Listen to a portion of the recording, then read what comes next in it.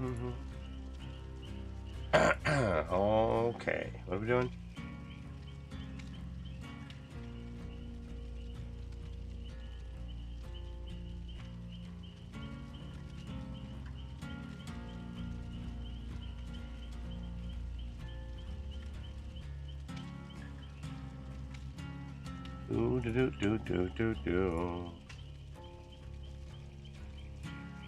Lumia stream is here. Murder Mittens is here. Hi, besties. Mama Bear Boy is here. I'm a little better. Sweetie's here. Parhees is here. I'm a little bit better. I feel better than I did yesterday, and I feel better than the day before, so... I came down with some kind of head cold and had to take the last 2 days off. Now I'm making chicken noodle soup. My father-in-law has been off a whole week. I think he's missed like 6 days of work.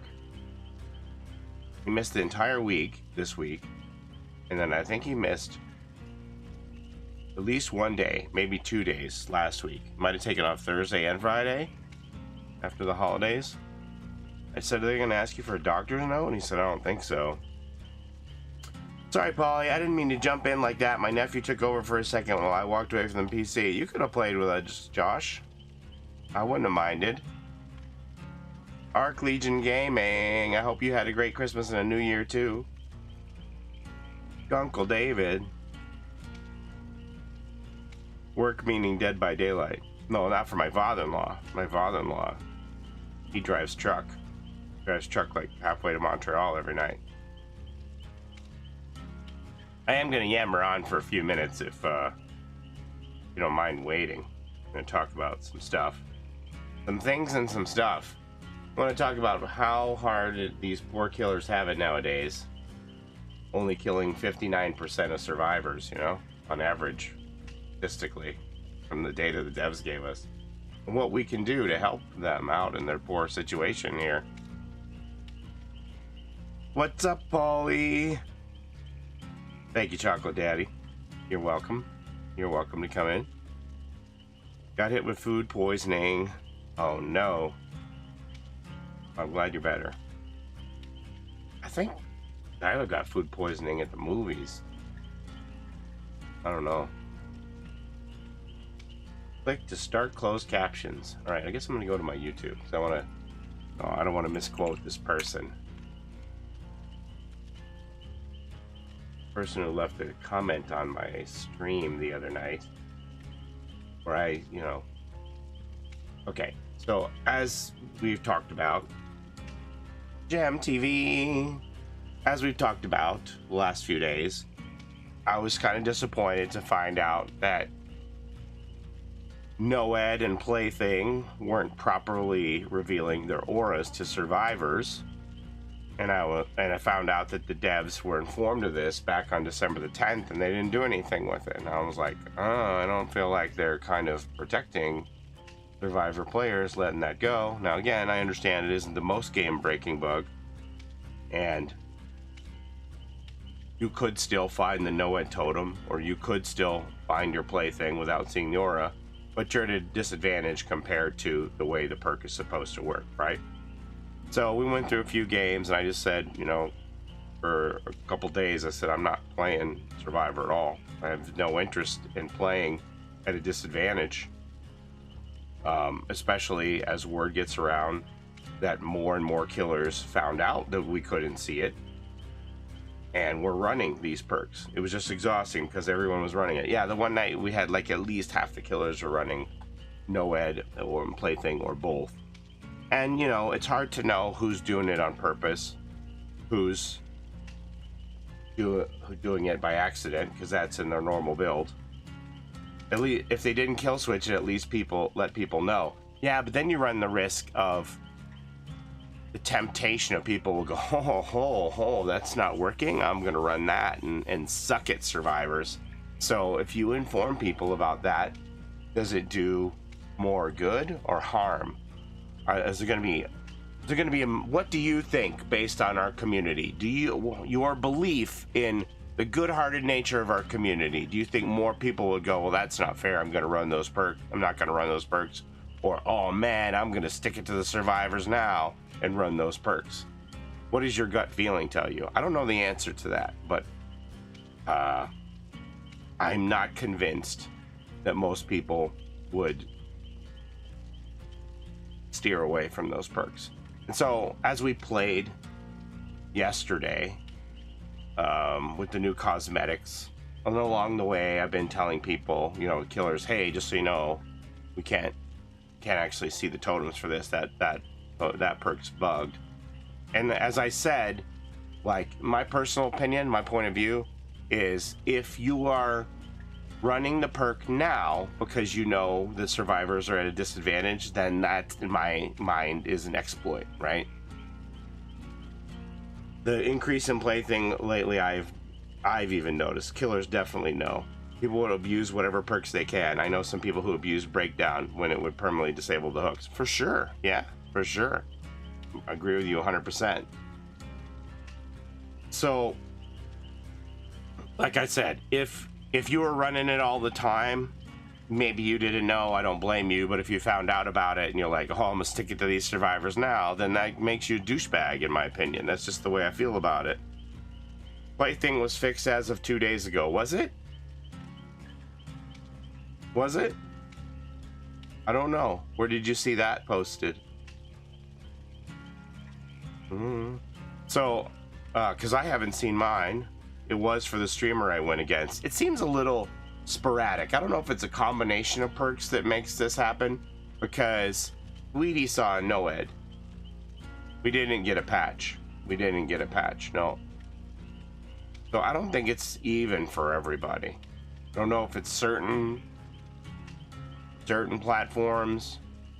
No, I don't have an explanation for it, but since I found out about it, I sure haven't seen an aura for anything since I found out it was a thing. And I realized that there were situations where killers told me, oh, the no-ed was right by the gate, and I opened both gates looking around for the no-ed and couldn't see it. Maybe it's a sometimes bug. It could be. It might be in a combination with certain perks. I don't know. But anyway, so we told some killers about it. And, you know, some killers, I genuinely believe their story. They're like, well, why would I run Plaything and Pentimento together knowing that it was bugged and you couldn't find it? It's in my best interest for you to find these totems so that I can apply Pentimento. And I'm like, yeah, that makes sense. That story checks out. I definitely believe you. And then there are other people who are like, well, it's not my problem. What do you want me to do about it? I can't fix it. And I'm like, well, maybe you could unequip the perk and not run it. And so that was on the stream in my, you know, post-game chat conversation with one of the killers. And so somebody who watched back the stream took massive offense to me suggesting that the killer could be proactive and not use those perks after I told them they're bugged. And here's what they had to say. You could unequip them. Why the flying fuck would I, as a killer, unequip a perk because some part of it that helps the survivors isn't working? If that's the case, I'm using it on purpose. Bitch at the devs. Don't expect the killers to not use something because the game's developers don't give a shit to fix their broken game as usual. Devs should protect survivors, should they? I've played this game since year 2. All the devs do is protect survivors. Okay, let's just stop. Full stop right there. If you think that killer hasn't gotten easier since year 2, you are a donut. You are a complete cement head if you think killer hasn't gotten easier since year 2. We went over that biggest patch that I talked about that was one of the things that was most instrumental in shortening chases and helping killers, where they made it so that when survivors get hit, they get less of a speed boost, allowing them to create distance between you and them. They shortened the killer's blade wipe after a hit.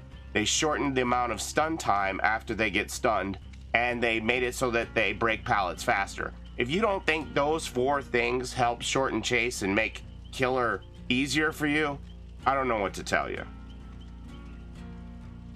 all the devs do is protect survivors. The game now takes 5 freaking minutes to finish because it's all about what the survivors want, and what they want is to slam all 5 gens in 20 seconds and never see the killer. All right, so slamming all 5 gens in 20 seconds, how? But yeah, the game has gone in a direction, and I have fueled this, saying we have to do gens, we have to do gens.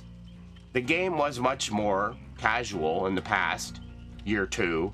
I used to have friends who would be like, okay, I'm just gonna like farm items this game, and I'd be like, oh cool, I'm just gonna cleanse totems this game, and then we could still survive and eke out a win, right? You can't do that anymore. If you don't have everybody pushing the rock up the hill at once, it's gonna come back and crush everybody.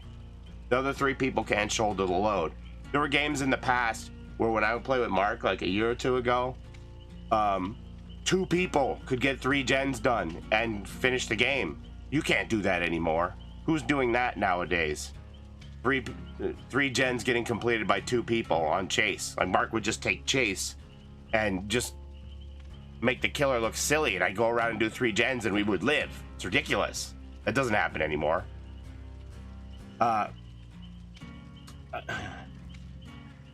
Never see the killer. All right. That's basically what all the devs worry about. The only way to win as killer is to play scummy, because that's how the developers have made their game. Once again, point your bullshit in the correct direction would be my suggestion. Talking about what is fair in this game is one of the most ridiculous things you could even say. It's 4 against 1. The basics of the game aren't even fair. There is nothing fair in a 4v1. That's the design of the game. Did you forget what game you've been playing for the last 5 years? You're bitching about would you want them all to be 3v1s? I don't understand what you're even talking about here. This is the basic design of the game as a 4v1. You're basically saying the whole premise and design of the game is flawed as a 4v1. I don't know. That was because Mark and old spine chill. Yeah, because he could vault and do everything more quickly, right? That was another thing that got nerfed. There's no fair in a 4v1 when you have 4 whiny survivors screeching after every match if they don't all survive. Appease the 4 whiners or fuck over the killer. Well, fuck over the killer and then wonder why we have to give double blood points just to get people to play killer. These devs are as incompetent as it gets. Alright, this is a point that I have said time and time again. Most of the time when I'm playing, killer always gets double blood points. It's true. There are some times in the afternoon where I see rarely survivors are the ones who are given the bonus, but generally killers are the ones who are reaping the extra blood point incentive to play that role. And I think part of it is because of the shared experience of, like, don't get me wrong, I enjoy playing killer now more than I ever had. But when I sit down here, I know there's people here who want to play with me, and I have fun playing with them. So the majority of the time I'm playing survivor. I'm not afraid to play killer.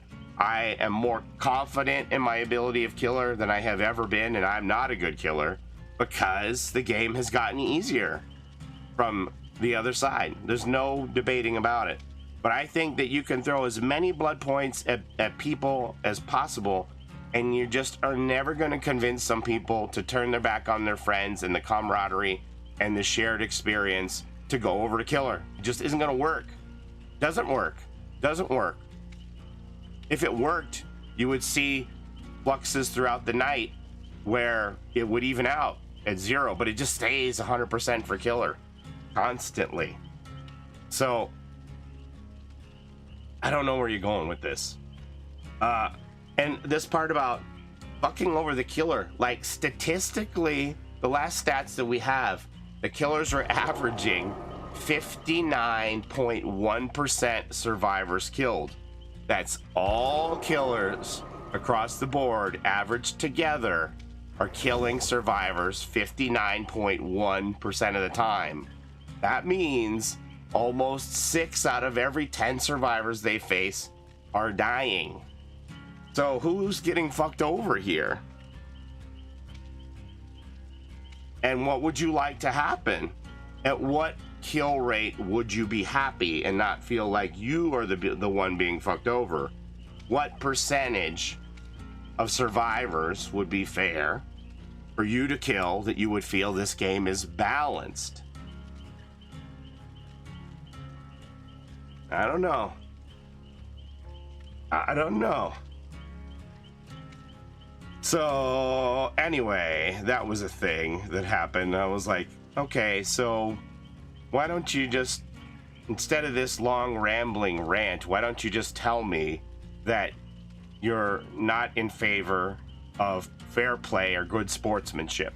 Because that's what it boils down to. Because like, you're saying that you're going to run these perks on purpose because you know that you have an advantage, and you don't care about sportsmanship or fairness at all. You just care about it benefits me. And this is like what's wrong with society in general. It's like, well, it ain't illegal, I can get away with it, so I'm gonna do it, you know? Like, it doesn't matter if it's morally right or wrong or fair. It's like, how can I get mine? How can I get mine? And that's like the attitude that I feel like is just penetrating society more and more every day. And I read this quote the other day that when this guy went off on this story about this, that it made me think of this. Let me read this to you. Let me find it here. This quote really stuck with me the other day. When corruption becomes the norm, then integrity seems like the crime. Right? So if everybody is gaming this and gaming that for advantages in a corrupt kind of a way, then it makes you feel like the outsider if you have any kind of integrity. When I played Killer, I made sure I wasn't running these perks because I don't want to be that guy. I don't want to put the survivors at a disadvantage and feel scummy about it, right? Anyway. Win at all costs. The spirit of competition is severely damaged these days in all walks of life. Win at all costs. I'm tired of the edgelords that think this game needs to be so serious. I remember when the game was fun and the endgame chat wasn't 99% toxic. Well, I don't know that if that was ever the case. You know, you'd see even in my earliest days, you'd see a lot of GG easies and stuff. And I would say that part of this community's problem is they don't even realize when they're hurting themselves. Attitudes like that about, I'm gonna run the perks to steamroll survivors because fuck them, me versus them. And a lot of people don't do themselves any favors in post-game chat. I really don't think post-game chat offers enough value to consider keeping it, because you see people who will like get 4 people out on a killer and they'll just shit talk them. So what does that do? What does that do to somebody's mentality? Not only have you beaten them in the game, you want to beat them after the game. You want to beat them mentally. You want to break them down. How does that help you when you push that killer away from playing to continue? Or, you know, conversely, as killers who curb stomp for survivors, if they talk smack too, it goes both ways, right? What benefit does it have to you to treat those people in that way? And I would argue that you're negatively affecting the community and pushing people out of your community, and those aren't going to be the people who will continue to play killer against you or play survivor against you, and you're just cutting off your nose to spite your face. It makes zero sense to shit talk anybody. And the game has gotten so much tighter, so much more competitive because of the skill-based matchmaking and these edges that they have given killer. Now they have scaled it back some. I'm not going to say that right now the killer is more powerful than it ever was, because when you had Call of Brine doing as much regression as it was, and Nemesis gen kicking perk, you know the one I mean, the one that would be like, hey, you don't get to do anything for 20 seconds, isn't this fun? Eruption, yeah. that was killer at its worst. No doubt about it. No doubt about it. That was the easiest situations for killers. So that has been scaled back a bit. But, you know, they have also taken away Made for This, which I thought that was definitely something that had to happen. Made for This was very powerful. I have never in my life had so many killers abandon chase with me than when I was running Made for This. No doubt about it. No doubt in my mind that I would have killers abandon chase because they couldn't catch me because I had Made for This. And they're like, I'm losing the game, I gotta go. So they gave that back, right? Remember when they wanted Overcharge to have 400% regression? Ooh. Yeah, so I don't know. Like, I remember when games...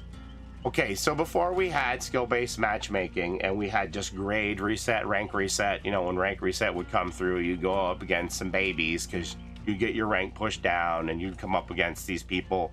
And there'd be times where like, oh man, we outmatched this person, and you feel bad for them and you give them a kill. I don't think I give kills at all anymore. It's a battle every time we enter the fog. Like, let's go. We are going, you know, no mercy. And is that beneficial to the game? Is that helpful to the game? Like back in the day when you beat up a baby, you're like, man, I better give him a kill or somebody's gonna call Child Protection Services on me for beating up this baby. That you'd like, I'm gonna give him a kill, and you'd be like, you feel bad for them, like pity them, and be like, okay, here's a pity kill for you. Just so they don't get discouraged. I would argue that that's something that you would be like doing so that it's the opposite of the toxic chat nature. You'd be like, okay, you know, just keep at it, you'll get better in post-game chat. That's what I would do in those situations where I came up against those people that they're like, man, I just got destroyed. And be like, it's okay, you know, you don't have many hours. That was back when I was on Steam and you could check people's hours and you'd be like, oh man, I'm going against a 60-hour killer here. And you'd feel bad for them, give them a kill and encourage them, you know, like that's fostering community. None of this toxic chat fosters any sense of community. It's all like us versus them, you know? And I could still take this lesson to heart as well. You know, practice what I preach. I could be kinder to killers at times. Usually it's like, you know, don't want none, won't be none. If somebody starts shit talking me, I'm going to give it right back, right? But I could turn the other cheek. I could be the bigger person and let some of that stuff shrug off too at times. And I don't know, be kinder, gentler. What am I doing to help foster community, right? What am I doing bringing to the chat box that I don't think even deserves to exist anymore? I've been pretty good the last month in the holiday season, wishing everybody happy holidays, happy new year. Haven't had too much of that tete-a-tete, who's going to win the chat game? But, you know, what are we doing? What are we doing? A natural Orphan, let's go. Gonna change our map here. Gotta play it while we can. I want to see Paulie play killer at high skill based matchmaking. I mean, how would I get there though, right? How would I get there? How did you get there? You must have some skills. Believe me, my matchmaking that I get is very uneven. I'll get teams that crush me. I might get 2 hooks. And then I'll have the next game, I'll have somebody that, you know, I feel like they don't have any business being in the game with me. I don't think that matchmaking really does a whole lot except maybe protect the very lower end. The very lower end. You're not going to see the babies. But other than that, it's kind of a toss-up based on wait time. It's like, well, how long have they been waiting for a lobby? Okay, here, just give them this team. It's very uneven from match to match.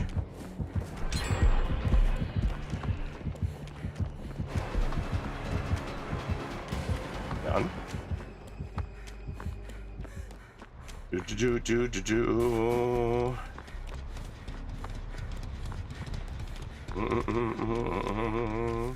This man playing stealthy. I mean, if running, I don't understand how running distortion means playing stealthy. You want to watch SpooknJukes video after this? Running distortion doesn't mean I'm playing stealthy. It means I don't want you to find my ass right away. I want to put pressure on you and get gens done. It doesn't mean I'm hiding from you. I mean, I am hiding from you, but it doesn't mean I'm hiding. I'm not cowering in a closet trying to be the last one to survive. I'm trying to push gens, and I don't want to make it easy for you to find me. 3 of the top 7 perks currently being used are aura reading by killers.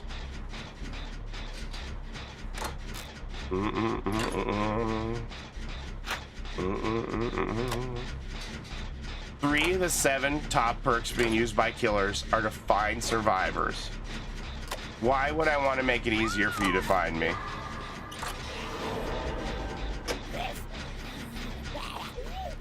He's already got his little minions here. Maybe that's why I'm seeing so many nemesis lately. Like, man, everybody's running distortion. But you know what they can't run distortion against? My zombies. Is there a gen back here? I don't think there is.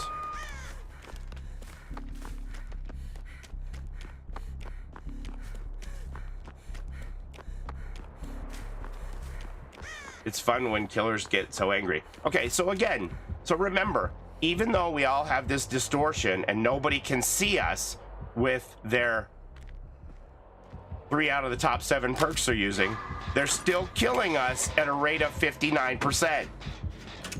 So I feel like distortion is the next perk on the killer's hit list.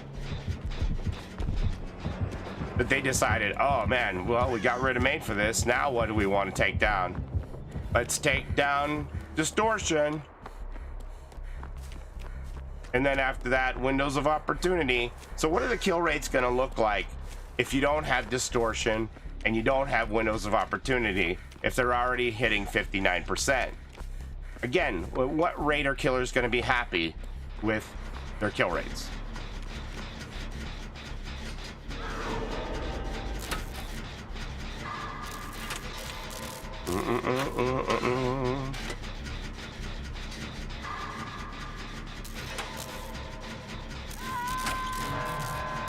Like, we've seen the games where I have played with randoms and they've gone down to nurse in 20 seconds at the beginning of the game because the random I'm playing with isn't running distortion, so the nurse doesn't come to me, they go to them, and then they're down right away.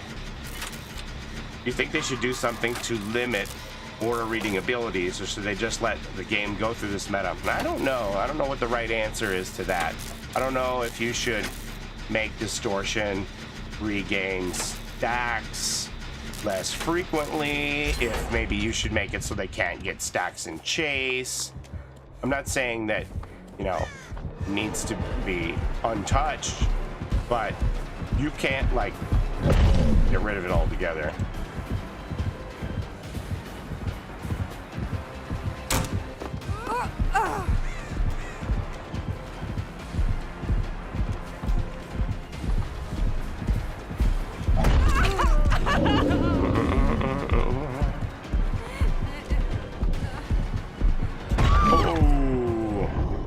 That's a case where old DVD, if I get more of a speed boost after being hit, I get to that pallet, right?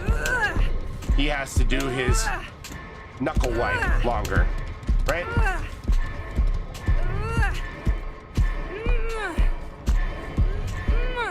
Distortion is fine. I'm worried about prove myself.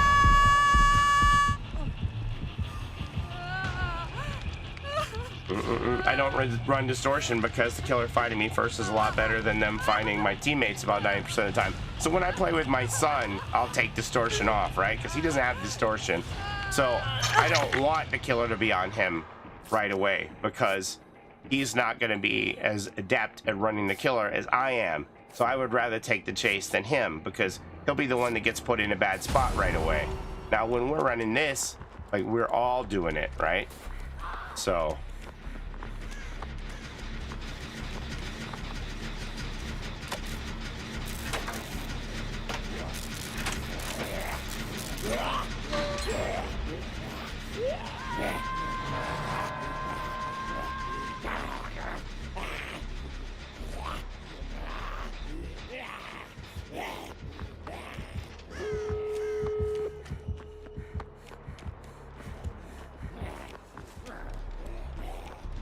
Where's he going?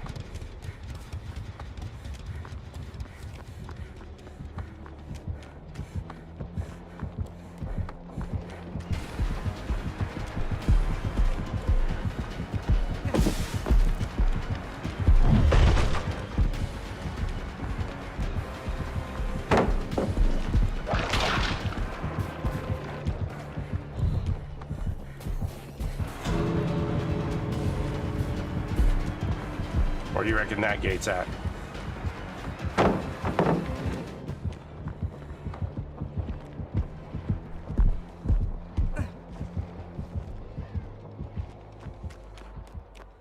Who's got the gate? Nebby just wants a hug. I feel like the wiggle is useless. Does seem pretty useless unless you're running boil over. Boil over, baby.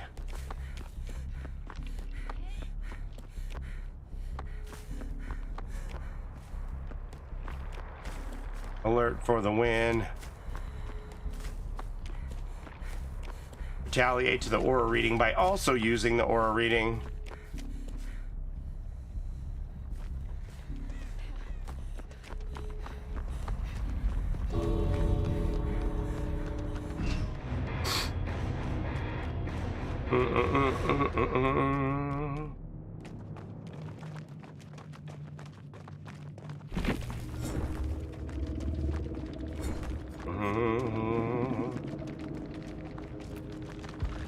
That was a tough one, Nemi.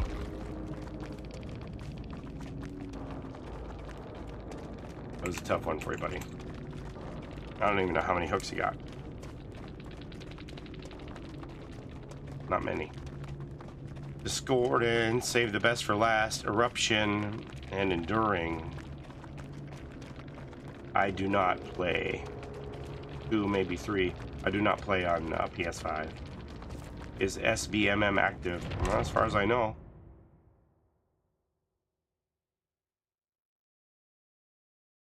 You got good points though. Yeah, but I mean, I don't know. Points are like a consolation prize, right? I don't think anybody's out here like, oh, but look at my points. Let's watch SpooknJukes video.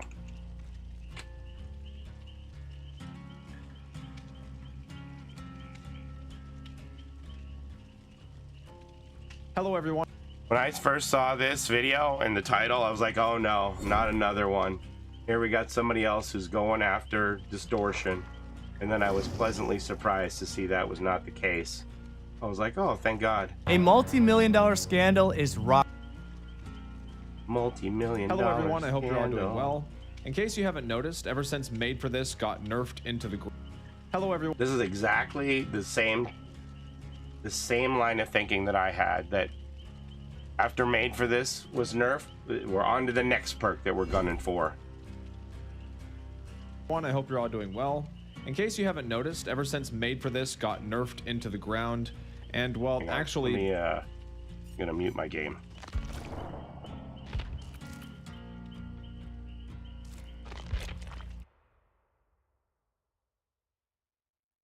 And we'll turn him up. Remind me to turn it down. Good night, Arc Legion. even before Made for This got nerfed. Hello everyone, I hope you're all doing well. In case you haven't noticed, ever since Made for This got nerfed into the ground, and well, actually, even before Made for This got nerfed, people have been complaining about distortion, and not only just distortion, but just stealth players in general. Whether it's on Twitter, Reddit, or the DBD forums, people are saying things like, rework distortion, fuck stealth gameplay, nerf distortion and shadow step. Hiding the entire time is boring, and distortion only encourages that. Distortion's current state essentially makes you invincible to aura reading for the entirety of the game. Disagree. Aura reading perks are already generally a non-meta pick for killer. It's no wonder aura reading on killers is so rare. Really? Aura reading perks are rare for killers to use? Yeah, so of the top 7 perks, 3 of them are aura reading. Lethal Pursuer, Barbecue, and Chili, and Nowhere to Hide are all 3 designed to find survivors. Lethal Pursuer to find them early, plus it adds extra seconds onto any other aura reading you have. Barbecue and Chili to find the next survivor after you hook somebody. nowhere to hide to find somebody who's near the generator you're kicking. Okay. Behavior can nerf the perks that encourage excessive hiding and give killer better ways to find survivors that are excessively hiding. Behavior can also nerf lockers so it's not blocking auras and screaming. These are things behavior could be doing. Maybe the future reworks of Mangled and Hemorrhage could turn those status effects from anti-healing to anti-stealth. Okay, alrighty. Since this is becoming such a hot topic, I've been getting asked a lot as a killer main. What are my thoughts on distortion? Do I feel like it needs a nerf? Do I feel like stealth gameplay needs a nerf or needs to be reworked in some way so that people aren't able to... Yeah, if you take that numbnuts idea, and what value does a locker have if they want to nerf a locker too? Other than head-on, what the hell do you need a locker for then as a survivor? If it isn't to hide from people. Play is stealthy. And I shared my thoughts on this during one of my recent streams, so here you go.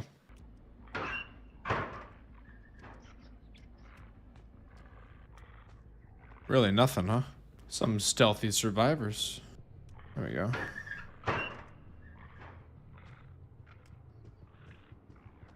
I'm not getting very much darkness revealed value on this map, which is surprising. We did have a dual distortion. That's why we were struggling with the auras. Sorry, I'm gonna go on another potential rant here. It's another DBD fucking Twitter thing. Why is everybody freaking out about A, distortion, and B, stealth players? Why the fuck are people mad that people play stealthy? Wah, it's boring. Bitch, it's a 4v1 asymmetrical horror game. You're telling me there can't be stealth in a horror game where your objective is to hide and run from a killer and you don't want fucking stealth? Get over yourself, you absolute fucking doofuses. Right, you want... So it's a hide-and-seek horror game, but you want to know where I am all the time. You don't want to have to come look for me. You want to know where I am with your aura reading perks, huh? God! Every time I see someone bitching about distortion or stealth players, I'm like, what game do you think this is? Right? It's not stealthy, though. I can see them with my eyes. So it depends on what the definition of stealth is. If you're somebody who's crouched down in the bushes, not doing anything, that to me is stealth. Me running a perk that counters your aura reading, but if you come look for me, you're going to hear the generator I'm working on. You're going to get a visual of me on the generator I'm working on. In my mind, that's not stealth gameplay. You don't want stealth in an asymmetrical horror game where your whole objective is to evade, escape, and hide from the killer, but no stealth? Oh, golly. What'd you walk into? Oh, I'm just ranting about people on Twitter who rant about distortion needing a rework or rant about survivors playing too stealthy, complaining that stealth needs to be nerfed. I'm like, are you shitting me? Is that the stealth people never take chase, leading to the rest of the team always getting found first, which is only a problem now because they don't have anything else to complain about. So they're complaining about stealth people because... Okay, so that point about I don't want to take chase is... okay, so they say, well, I don't want to take chase because I'm running distortion, so I'm going to let them take chase because they're not. Maybe I am going to do that because you know who I can count on to do the gens when the game starts? Me. Some randoms, I don't know what they're going to do. So if I'm going to have a hope in hell of surviving with randoms, I don't want to get found. I want to do gens. If I do get found, I'm not afraid to take a chase, but I would rather try and get as much gen progress as possible. They don't take chase. Well, guess what? Some people aren't as good in chase. Some people's best strategy is to not take chase. You want the players who are good in chase, you want those people to take chase. If people know that they're better off being stealthy and hiding because it wastes the killer's time, then that is 1,000,000% valid, and that's what you should do. Why would you want players who aren't confident in chase getting in chase? They're going to go down in less than 30 seconds and they're going to die very quickly, and then you won't have a teammate on gens. So why not have stealthy players wasting the killer's time because they can't find them, and then when the killer gives up, they do gens? What is wrong with that? That sounds... I would love to have those teammates. Are you kidding me? Would you rather those players get fucking chased when they don't want to be and then they go down right away because they're not that great in chase? No, let them hide. Let them be stealthy. If that's what they're good at. You have the cocky players who want chase, and then you have, you know, people who are stealthy. Like there's different play styles in this game, dude. Not everybody wants to take chase. God damn. People need to get a grip. The reason distortion is so hot is because there's so many killers running nowhere to hide in Darkness Revealed or Barbecue and Chili or Floods of Rage. Like there's a lot of really good killer aura perks. But God forbid survivors run a perk that counters it. What an absolute ridiculous thing to complain about. I'm mad that this survivor is using a perk that counters my perk. Only my perk should be valid, not their perk. Dude, what on earth? And this is the same argument that you see on Twitter where people who love to run flashlights bitch about killers running Lightborn, saying it's boring. What? Like you don't want to give the autonomy for people to run the builds that they want to run? Now, yeah, I realize I started this by talking about don't run these 2 bug perks, but that's an exception. But you never see me complaining about people running certain perks.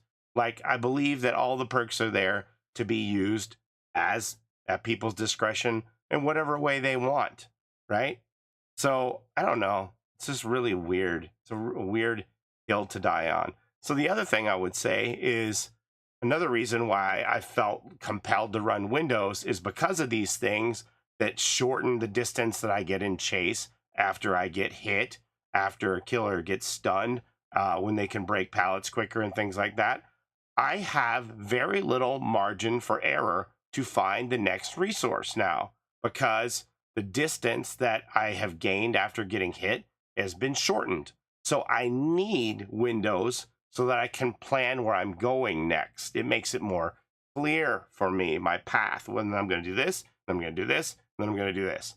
Those scenarios, because I need to extend the chase as much as possible. So that's why I'm running Windows. I would love to see a day where there's no distortion and no Windows and see what the kill rates look like. And I think if the devs are considering any kind of massive nerf on either of those perks, survivors are going to be shit out of luck. Are both of these blocked? Yeah, they're all blocked. Oh my god, guys. I brought Deja Vu, but this killer is bringing a perk that counters my perk. Holy shit, man. What a boring killer, man. The killer's not supposed to bring perks. Showing the 3 gens that are all silly that sounds. So there you go. That pretty much sums up my thoughts on the whole thing. I think it's incredibly silly. I don't know why. Anyway, I was like, oh man, I was bracing myself for when I saw that video. And when I watched it, I was like, thank fucking God. I want to be SpooknJukes when I grow up. He's my hero. I'm like, thank you. A voice of reason. Because you see a lot of people who are coming for distortion and Windows. Because they already knocked off Made for this. So, okay, what perk are we going to target next to make the game easier?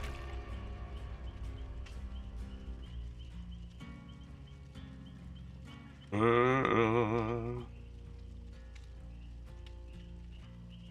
don't know if there's legit consideration for it or not. Who can tell? We won't know until like it comes across the board on a developer update. I haven't seen anything that they've shown us in the next 6 months, but I mean, I think at the end of the day, you got to look at your kill rates and consider what change is being made and what effects it's going to have on those kill rates and what will that do to the health of your game. Because let's face it, the game is not in a super healthy spot. We just got done introducing a storied, iconic killer with a 30-year history, 7 movies, and it's just like you know, we didn't see a big spike on the player base from the statistics that are available to us, at least. So, and I think that's a problem, and I don't know what the reason for that is.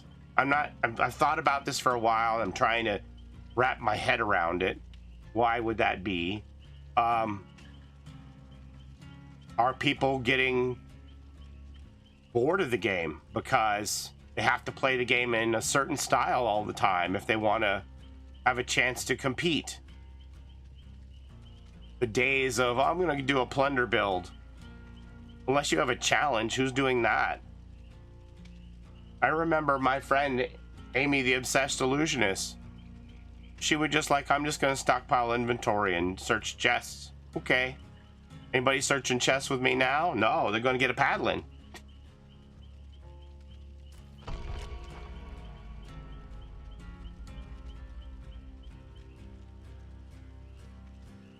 I play both, and Killer is as easy as ever with all these regression perks, and gens go too slow and healing nerfs. Like a toolbox is basically garbage now. I would never search a chest. Who even does that?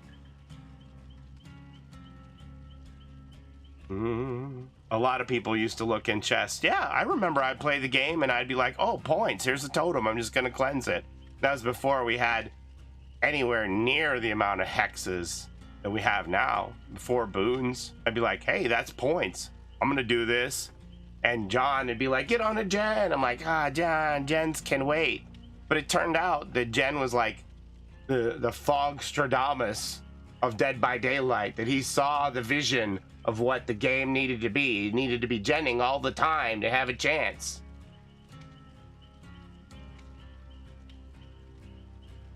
Points and a free item. Didn't they do a test with no perks? Yeah, remember that? I think John actually I think John actually got accepted for the vanilla test with no perks. Only time I'll look at a chest is if I'm in a desperation mode where we have lost some of the team members. I'm in desperate need of a heal or a key, and that's about it. There's nothing in there for me. Are you still a fog whisperer? All right, we're gonna put the icon up here for you just to prove it to you. I'm not gonna get sued. We went back to the old layout day. We're not on noise today. Which one you want? Do you want this one? Or do you want this one? In partnership with Dead by Daylight. Let's do the big one.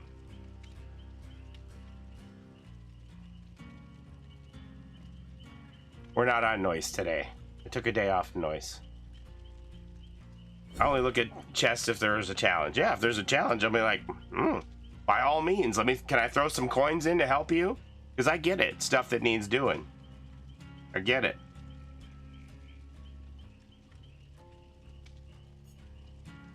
I rarely ever use a med kit.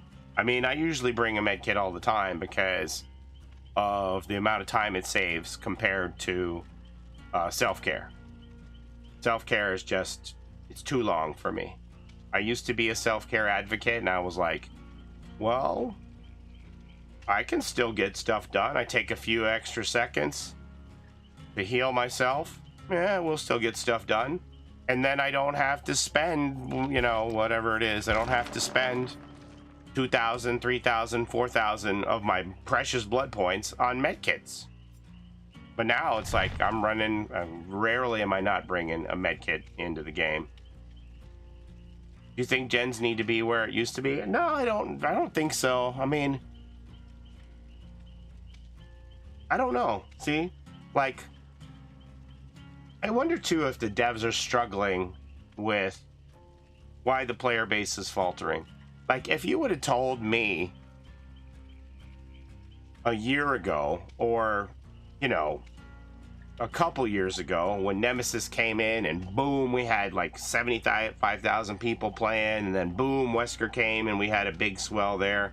If you would have told me that the devs were going to introduce some of the most waited for chapters of all time with the Xenomorph Alien and Chucky, and it wouldn't even really give them much of a blip on the player base,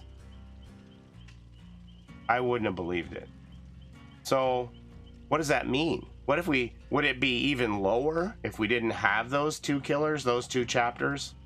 Did it just keep the people we already have? Did it not bring in new players? Is there a reason for that? I do think that there is something to be said. Okay, so in the comic book industry, they have what's called a 4-year rollover, right? Where their target market, where they make a lot of their money, or at least they used to back in the day. I don't know, maybe not anymore, because the kids are all into the anime and the manga. But, you know, DC and Marvel used to have what they would call a 4-year window to sell comic books to the youth. It would be, you know, in their teenage years, right? So they'd have a little bit of pocket money and they'd be spending it on comic books. And then once they started to get older, they would age out at like 17 because they're interested in the opposite sex and going to movies and dates, and then they stop buying comic books. That's the general average consumer for comic books would have like a 4-year thing. So if you think that that's the same in video games to a degree, where you have somebody who has a revolving door, they play your game for a couple years and they move on to something else and they're replaced by a new player, well, the people who are coming in new have so much to absorb as a brand new player. Like, so many things to learn, so many characters to get. It's overwhelming. So I do think that that's part of the problem, is this barrier to entry, which the devs seem to be addressing this. I'm not sure if it's too little, too late. Hopefully it isn't. But I like that they're doing these bundles at a reduced cost to try and encourage people to acquire more characters cheaper or more quickly with a reduced iridescent shard price to buy people that you can acquire characters more quickly that way. I think that that's quite necessary, and it's daunting. So I think that even if you bring in these brand new licenses that have been long awaited, it still is a lot for brand new people. Being new is insanely tough. Yeah, I agree with you. There's a Mori.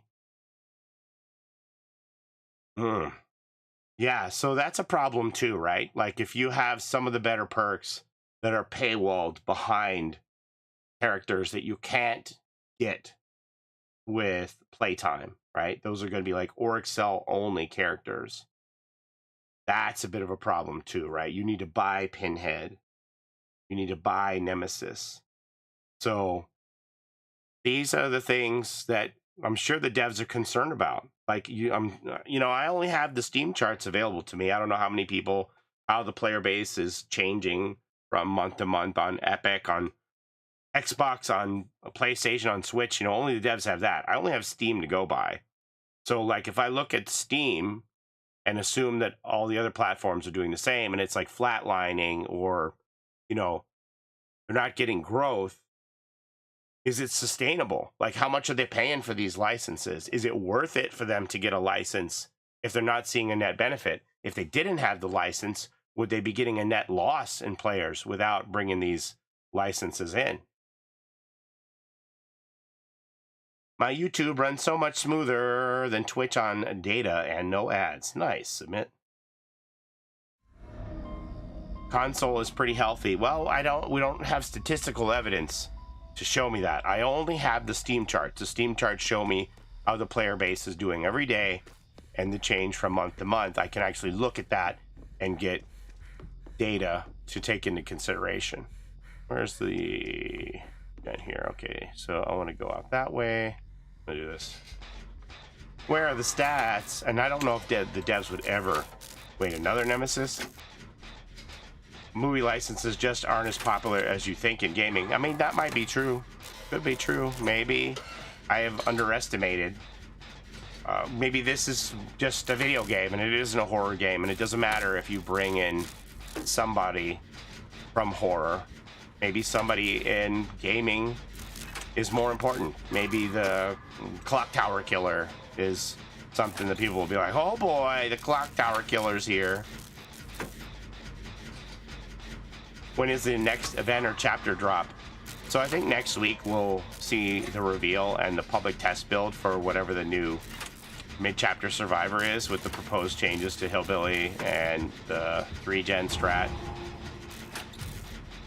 I wouldn't be here had the movie licensing stuff not attracted me. I'm the same as you, Gary. Like, that's my jam, but, you know, I'm not the... Ah! Whoa! Oh! Oh! I'm not a spring chicken, you know? So I'm not the core demographic.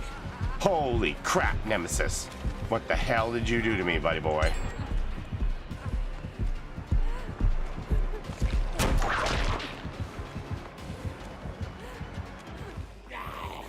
Why he make me poop? Why did you make me poop? Why did you make me poop?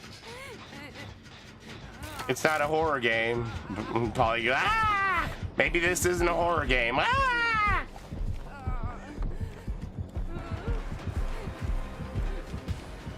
Look what you made me poop. Look what you made me poop. Whip me. Whip me, Big Daddy.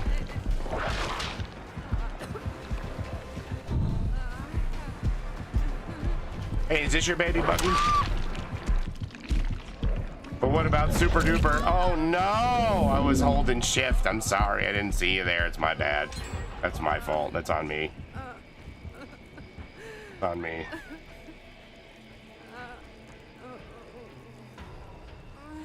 Ultra scary mode.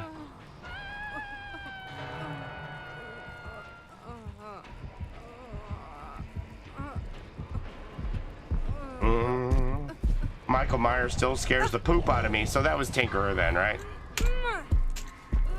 The trash bag man just snuck right up on me. I'm surprised he didn't get a grab off of me. I don't know if I get out or not. I don't think I do. Oh. Boop, boop, boop, boop, boop, boop. I'm gonna be honest with you, I don't think I'm gonna be able to handle ultra scary mode. Cat clown cosplay win. You've done chicken clown. I want to do chef clown again. I want to put pressure on the devs to make a chef clown a real thing. Is this a scourge hook, by the way? Whip Zombo, silent guy, you think?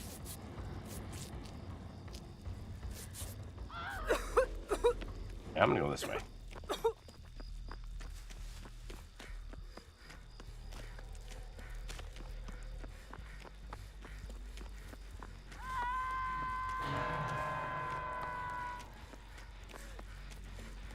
Oh man, you kidding me? Take away some hooks. A lot of maps have hooks too close together.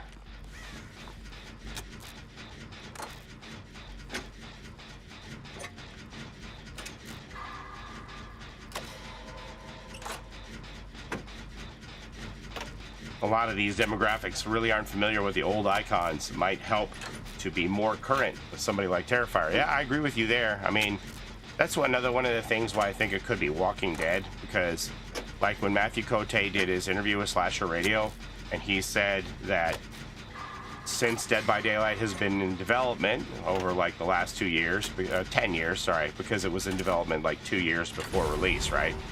We're coming up to the 8th anniversary. That he said there have been some new emerging horror icons on the horizon that have propped up within the last 10 years, and we would be amiss to not acknowledge their contributions to the world of horror. So that's the thing that, you know, Walking Dead definitely fits in that bucket, right? There's a few different things. Terrifier fits in that as well. A few different things that you can point to and say, all right, well, he's parked out front there. A few things that you can point to and say, well, this is something that has made headlines in the last 10 years. What do I do here now? Let me try and draw him.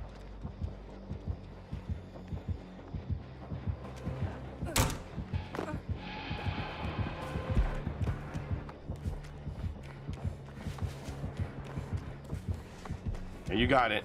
You got this. Oh. He's going back.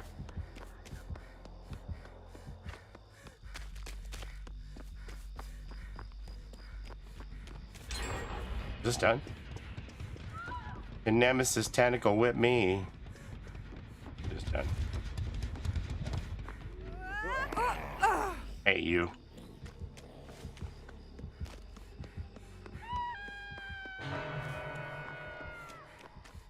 Looks like my ads on noise are happening on all my boxes.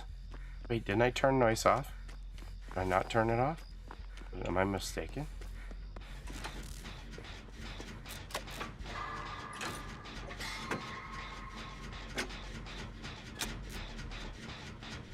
I didn't like in the winter event that you couldn't get the full Jeff Santa outfit without playing the killer challenges too. Yeah, there's something to be said for that. No, it's off. I was just looking at my ads. Okay, thanks, Pizza Glitter.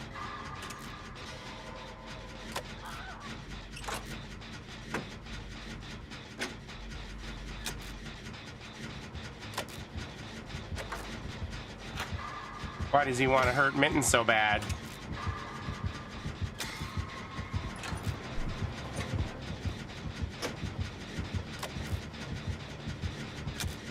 Tinkerer.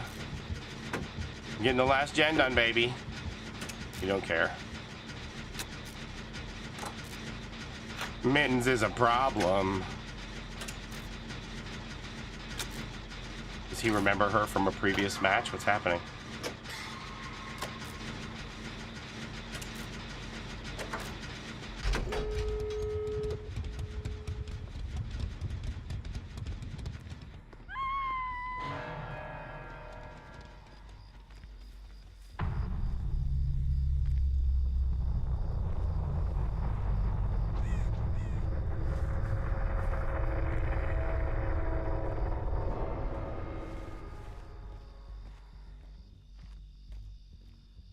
He just popped in to say hello while you're on the gen. He must have no way out because nobody's on the door yet, right?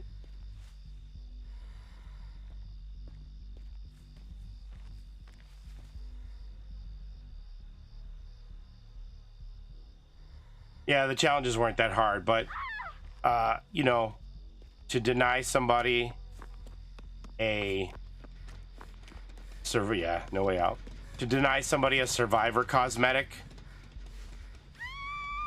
requiring them to do challenges when maybe they never play killer, I don't think that's necessarily 100% fair, right? Oh shit, what am I gonna do here?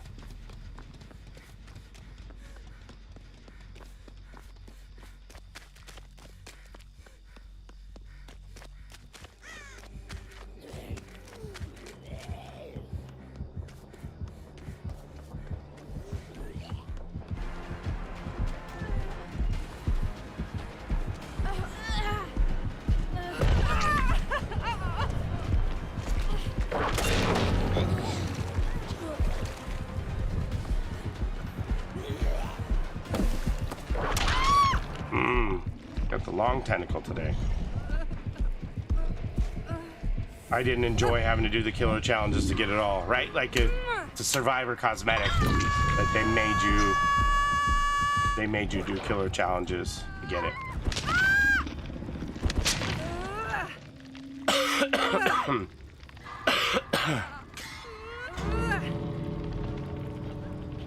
That was a long whip. Ooh, whip.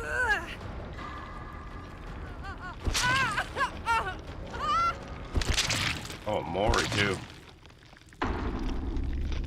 Did Mittens get Maury? No. He killed you.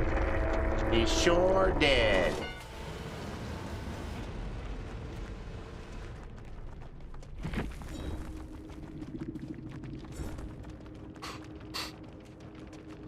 Best time to play killer if you don't really play with the MMR as strict as it is. Yeah.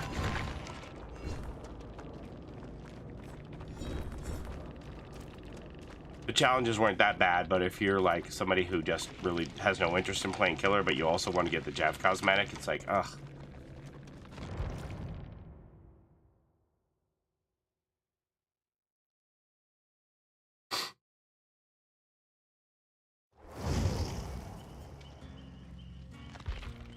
All right, let's go to Michaela. Have you seen Orphan or Orphan First Kill yet? I heard there's another Orphan movie in the works. I haven't seen those. I was so dumb. I thought that the second Orphan movie was a prequel, and I was like, how's she so old? Is this a sequel? They like pretend she was young still or something? I don't know. I wasn't a fan of having to do the killer challenges for the Jeff Cosmetic myself either. I hope y'all like let them know this on the survey when you reported this. Orphan First Kill is a prequel, but it was the same actress, right? They just pretend like she was young?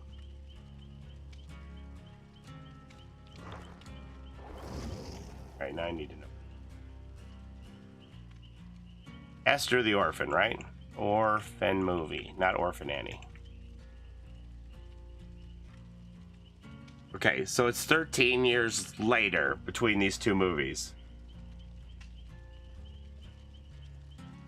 So it's the same actress, and she's 13 years older, but they pretended like she was 2 years younger than in the first movie. So they did like an Indiana Jones, but way more. Because Indiana Jones in the second movie is younger than he is in the first movie. They CGI'd her face. Oh, I didn't know that. Those are movies that have been on my bucket list to see. I was excited to see that there was a third one. Is the Orphan movie based on a true story? Wait, it is? The Orphan movie is based on a true story about Barbora Skrlova, who posed as a 12-year-old girl in the Czech Republic.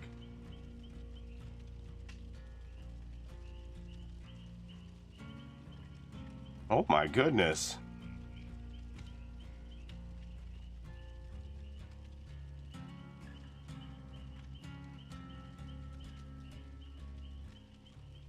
It is. I watched a documentary about it. Wow.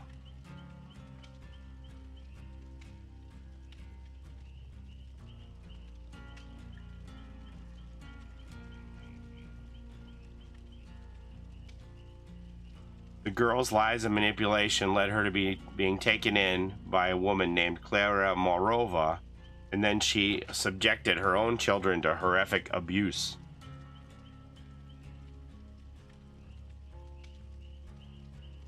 Oh my. Yeah, Orphan's been one that I wanted to see for quite a while.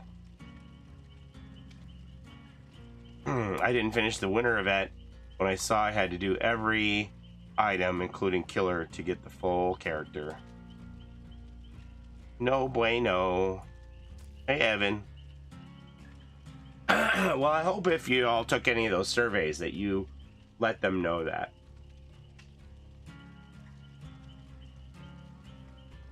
Like, I can see if you're like, whatever, I'm gonna miss out on a couple charms at the very end. Don't have to do everything. I'm gonna miss out on like 2 or 3 charms. Who cares, big whoop. I only have 3 slots. I'll live if I don't have my 500th charm. But a piece of a cosmetic, just, it feels incomplete, right?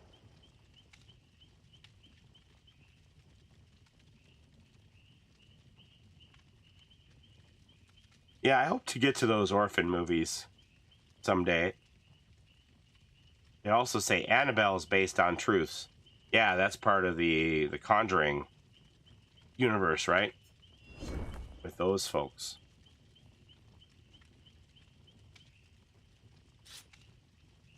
The Warrens. Ed and Lorraine Warren. I don't know. I wonder how much of that stuff is true and how much of that is like con job. Because I'm going to tell you, I'm watching another season of the show The Traitors, which I love, by the way. I love watching The Traitors. I've seen Traitors New Zealand. I've seen both seasons of Traitors Australia. I've seen Traitors USA. And I've seen the first season of Traitors UK. And now we're on second season of Traitors UK. I can't get enough of this Traitors reality show, right? And on the majority of these shows, I would say maybe all but one, they've had a psychic as one of the contestants. And if watching these shows isn't enough for you to debunk psychics and never give a psychic a dime, I don't know what to tell you. Because they're like, I'm going to be vibing with the energy of the universe and the spirits are going to guide me and tell me who the traitors are. And they don't know shit. All right? Not one of them has been like, yeah, the spirits told me it's you, you, and you. And they were right. Like, not even close. Not even close. So either the spirits don't give a fuck about reality TV or or they're not psychic.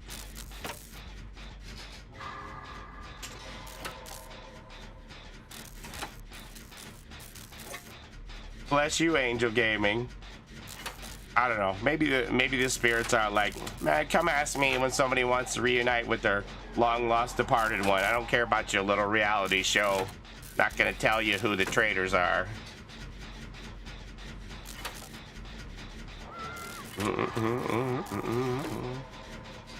It seems like they just want us to earn the free stuff when they used to just give us codes before, like the seasonal weapons. And then they've had a couple that were paid only, right? Paid only bonuses to get you to buy auric cells. A couple of weapons. We had the clown's candy weapon and the... What was the other one? Oh, the hag's candy cane.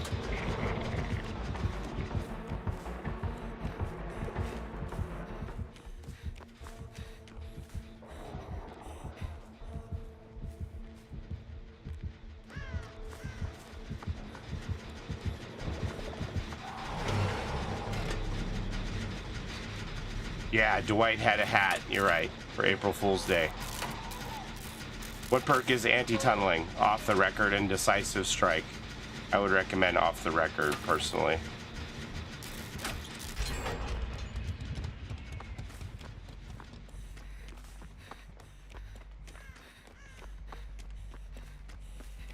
I watched a documentary about the Warrens, and well, it's not good for them. You'll have to watch it. I have heard some accusations and things against Ed Warren, and I was like, Makes me kind of wondering if maybe everything from the Conjuring universe is taboo because of that. But at the same time, like, Ed's long gone, and the accusations all came out like after he was dead. So I don't know if there's motivation there. You can never be sure with stuff like that. Adam's glasses. Yeah, there was Adam's glasses and Dwight's beanie hat. One was free and one was paid, I think. All right, let's see how this chase plays out, and I'll go the other way.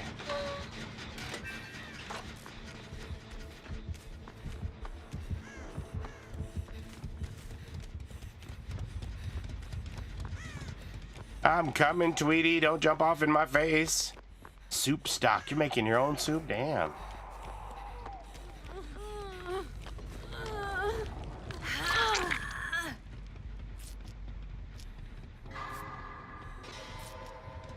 I would love for Esther to be added into DVD. She's a top 5 horror villain. I don't know if they would put a kid in.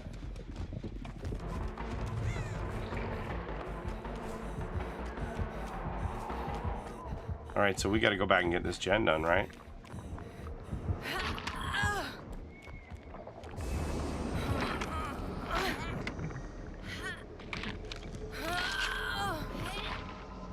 They pop that? Might have popped it. Friendly competition with my husband, who usually makes the stuff, but I want to make good soup too, damn it. What a nice problem to have in your household. 2 people who can make a hearty, wonderful soup.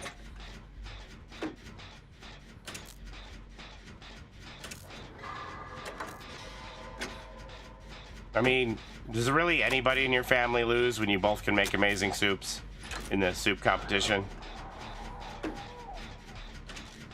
I would also like to throw my hat in the ring as to why it seems film license chapters just haven't been hitting as well, if you wouldn't mind. Let me know what you think, Evan. I'm very curious to hear other people's perspective on it. Oh, they're both injured. Oh no, hope he doesn't find you.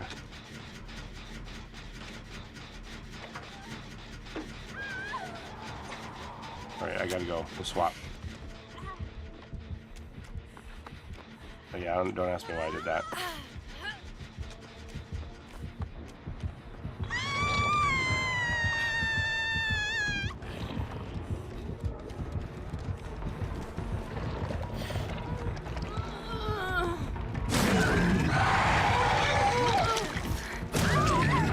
I gotta keep my Tweety alive. Don't do anything crazy, Tweety.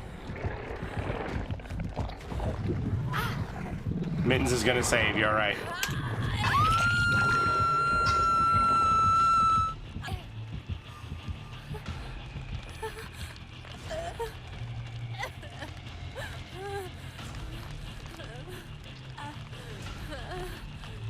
Mittens is under chase.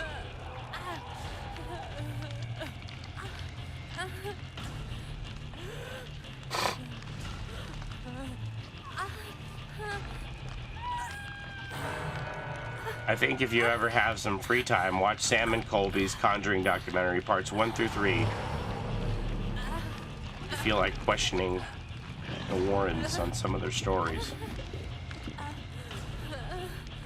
Okay, they're going to Maine.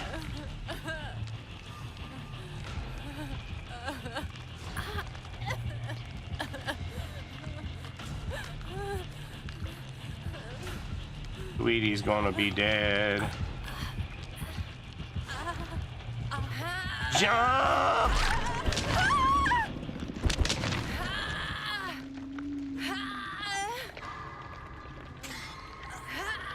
Personally, I just feel like a lot of the films, shows, and fans generally tend to play for just a short time, unlike video game licenses that have a pre-existing fan base that will stick with the game more.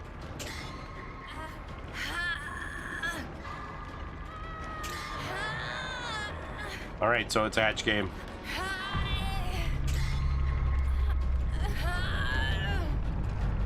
Whoever gets found first, the other person gets the hatch.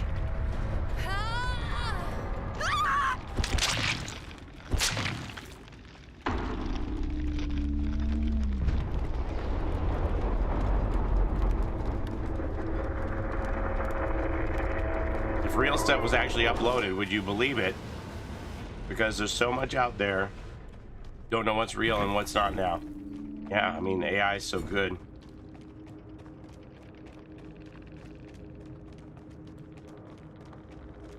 AI, CGI, deep fakes. Who knows what to believe anymore? Hey, I made Erie 1. I wasn't even watching.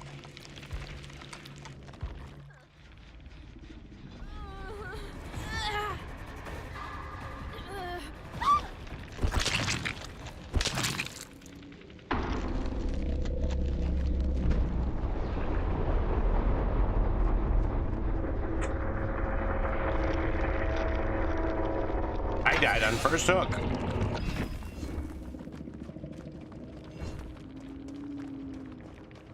I died on first hook. Don't you know who I am? I play football for the University of Central Florida. Your family watches me on Saturdays and tailgates in my parking lot of my stadium. You let me die on first hook?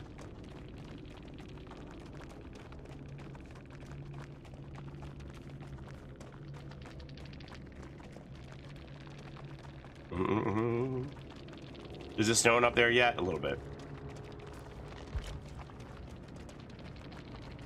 The OG Tide Pod. Interesting.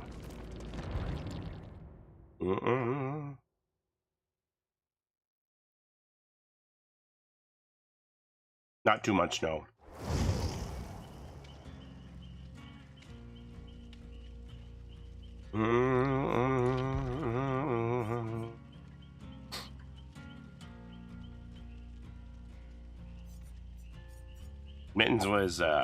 Mittens was in chase. Or on hook. Something. Yeah, Josh say Mittens, I think. Zarina.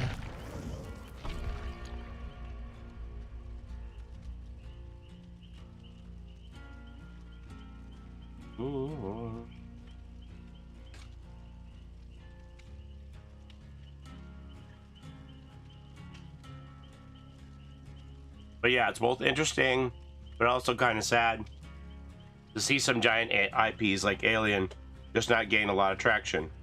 And also, you guys talking about soup made me hungry. So why do you think that is? Do you think it's like, well,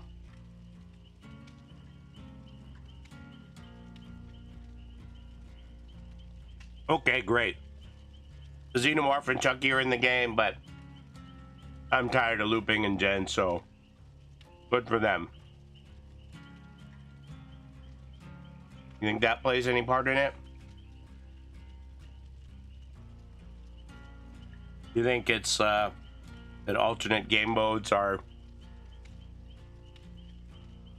sorely needed?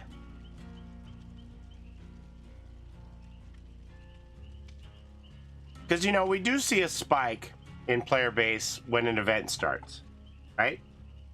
Now, is that because it's something different and more people play because they like to see what's different? Or is it because the longtime players don't want to miss out on earning their event stuff? Or is it a little from column A, a little from column B?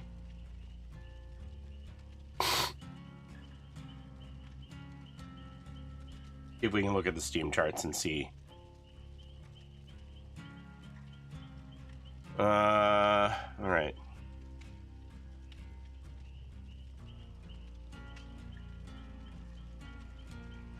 So November 27th, is that when Chucky came out?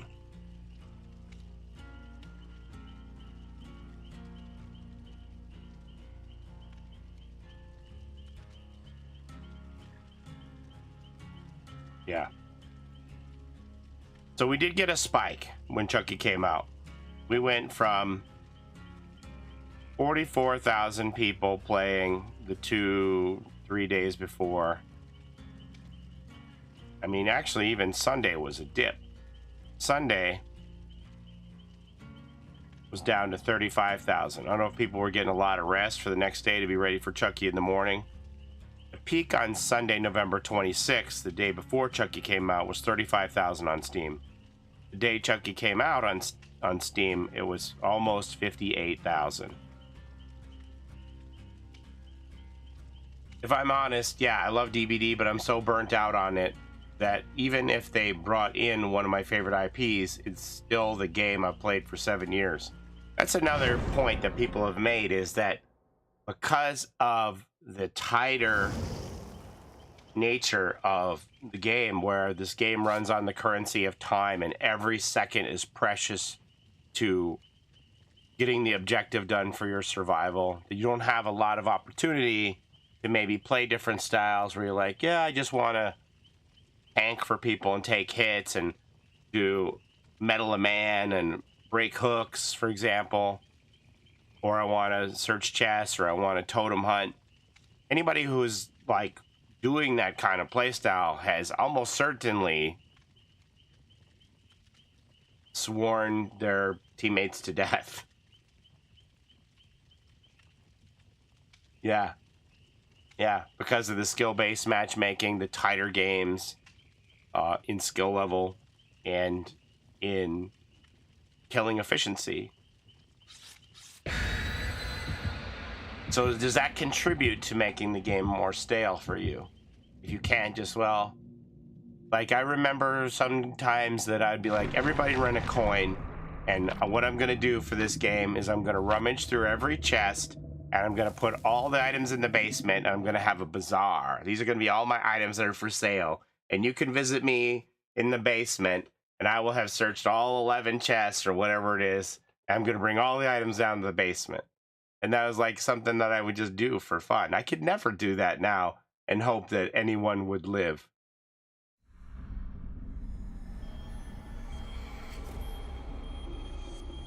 And before the dark times.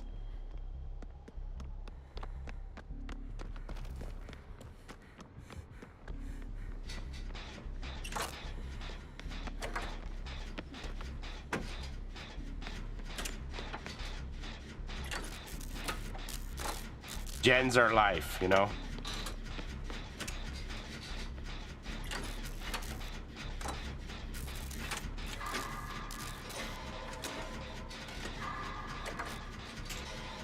Exactly, Paulie. There are not many games where you do that now. When you try, the killer just focuses on you and you die. I remember watching Demi and he did a shop with Alex. It was so funny, right? You could never, like, you would just have to, if you're gonna do it, you would just have to resign to yourself and that to your team that, okay, we're gonna do this and it's gonna be funny, but also we're all gonna die, okay? Like when Demi did the game where they all did head on. They all did head on in Hawkins' lab. They know they're not gonna survive that, right? Holy crap, I didn't know it was going on me.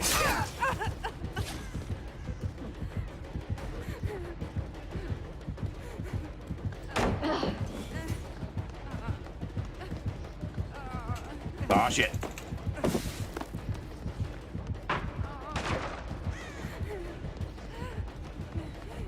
And sure, it's fun, but you know, you're not gonna live, so you have to do it with the understanding of your team that, hey, we're gonna have some fun with this, but we're all for sure dying, okay?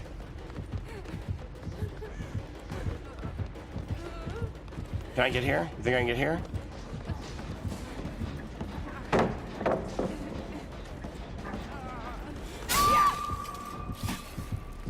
This is a game where we definitely need to press gens on.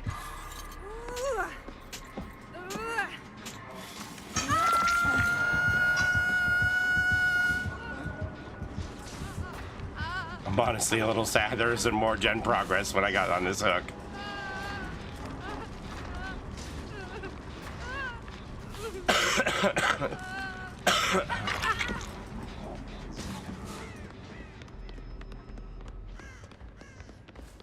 I got my own med kit. We got to do gens. Firstly, it's one of the major reasons why I'm so excited that they seem like they really want to add a new game mode. Something that really shakes the game up, you know? And I've seen, you know, the comments about, well, they just need to have casual mode and competitive mode. But, like, you know, you just have competitive people are still going to enter casual mode lobbies, you know? Like, oh, I'm sorry, I'm not allowed in here. I'm going to play as sweaty as ever.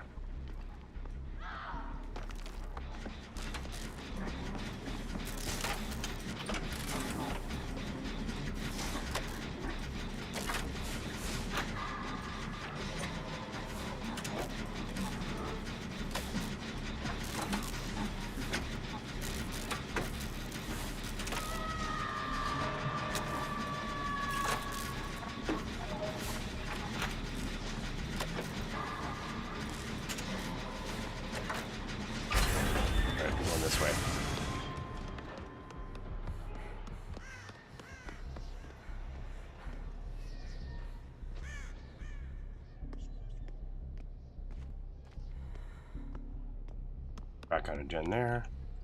One on in here.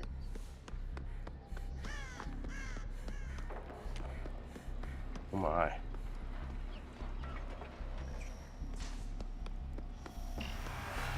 Yes.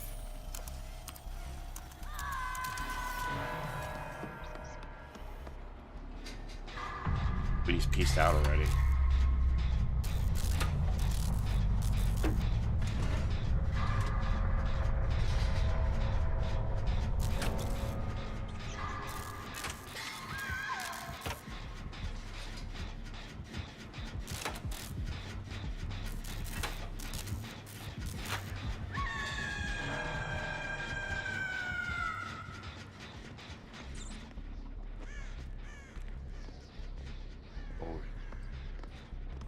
She's pretending like she didn't, but she saw me.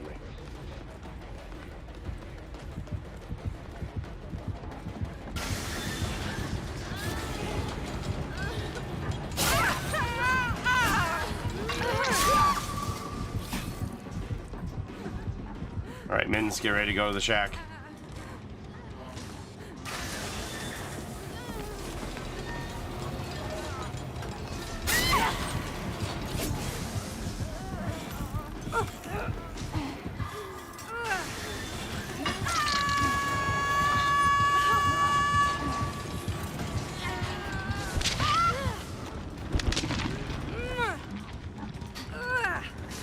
if you see Skull Merchant, you just have to do gens.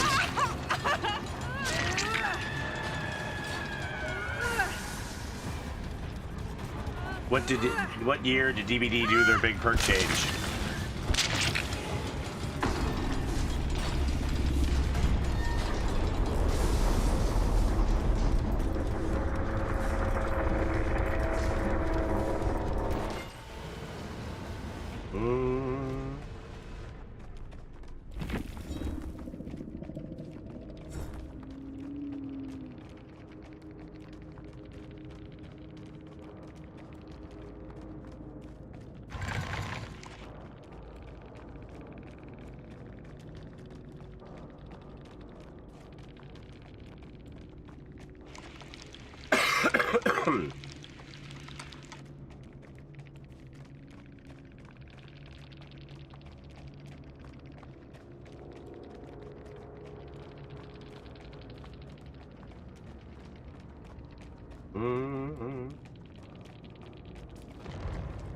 I think perks are still a huge issue. Remember when they changed like 24 perks? Yeah, and you don't see a lot of variety.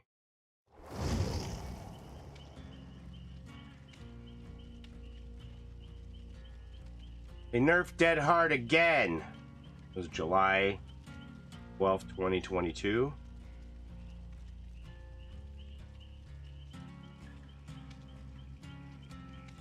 The Crazy Witch is back.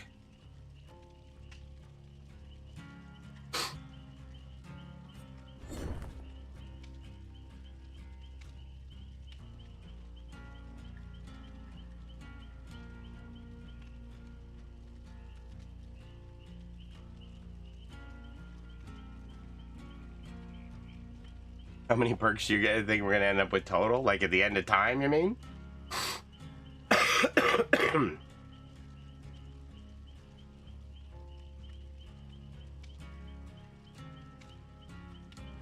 A brutally honest look at every perk change coming to Dead by Daylight. This was June 2022. Ah.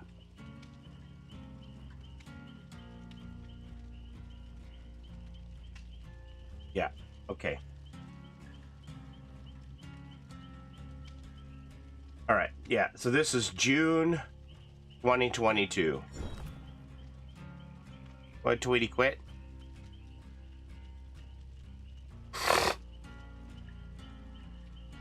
The average kill rates are a little lower than we'd like. Sentiment echoed by many community members. So to ensure that the killer feels like an unstoppable force to be feared, we're making slight improvements to many aspects of killer gameplay. We reduced the time it takes to break walls and pallets by 10%. Generators can be kicked 10% faster than before. We reduced the cooldown for successful basic attacks by 10%. Reduced the duration of the survivor's speed boost upon being hit by 10%. All these 10% add up, you know? So moving forward, survivors will gain slightly less distance upon being hit, making it more difficult for them to run long distances to a safe area. And I forgot that they even tweaked Bloodlust to make it so that you acquire Bloodlust faster than before. I forgot about that one. You get Bloodlust 3 10 seconds sooner than before. Forgot about that.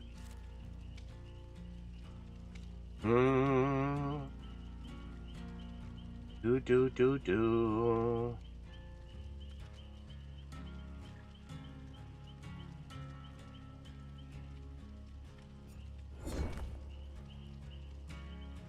What happened? Did Tweety quit?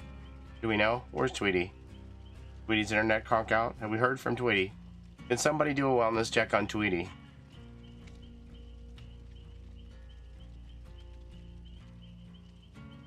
Yeah, I'm not coming back. He's done. Okay.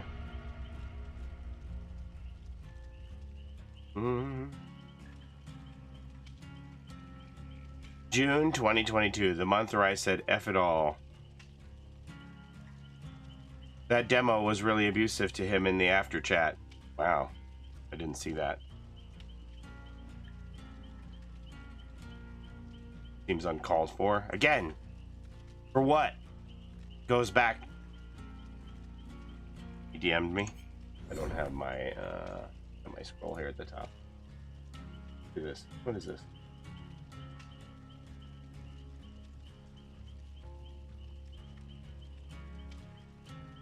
Wow. OG Tide Pod. Oh yeah.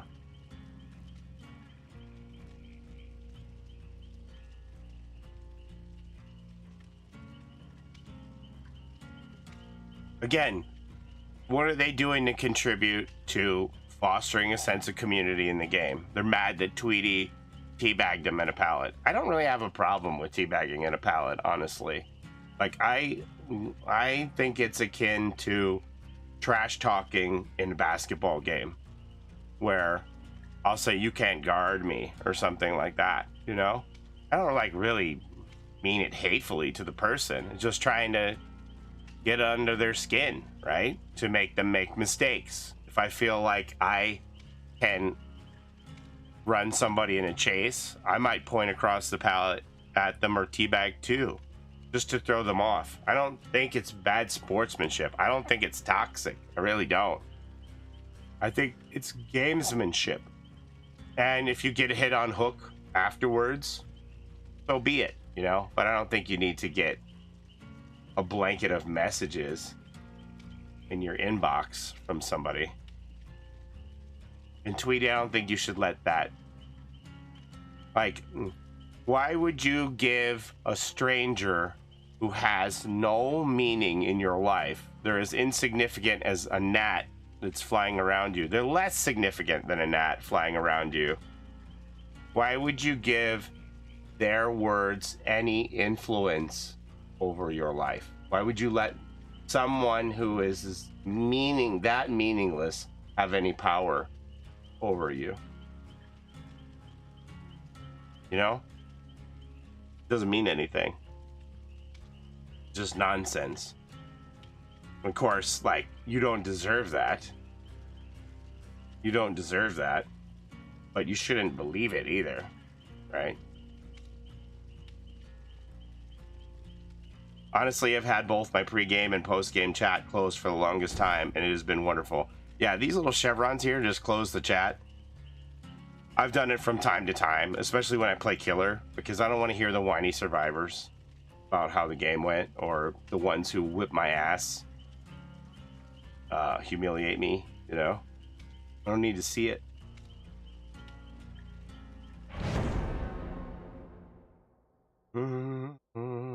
You think the Force Done challenge appears toxic?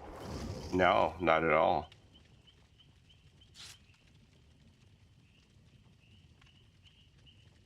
But yeah, anybody who, you know, for their own mental health, doesn't want to deal with the bullshit that appears in this box, just hit these chevrons and close it and you never have to see it. Or take the steps necessary on your console to don't accept messages from people who aren't your friends, or whatever it is that you do to close yourself off from abuse.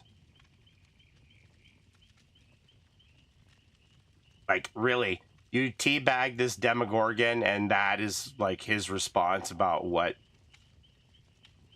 you deserve that kind of abuse for teabagging? Do you know if Cassandra Peterson has an account on social media like Twitter? She used to have a Twitter account. I think she might have gotten rid of it because, you know, she couldn't stand the crack-up job that Elon was doing with the platform. Some people are just jealous of success. No, I'm kidding. Elon's turned that into a cesspool. Cesspool. Like, seriously, I can't even put out a tweet with these fucking sex bots commenting on all the shit I put out. And, like, how do you think... I don't know. Does that make my followers just unfollow me because they're tired of seeing the sex bots? Remember when Elon said he was going to help content creators? Is that helping me? Is that his idea of helping me? Allowing sex bots to reply to every tweet I put out? How's that helping me?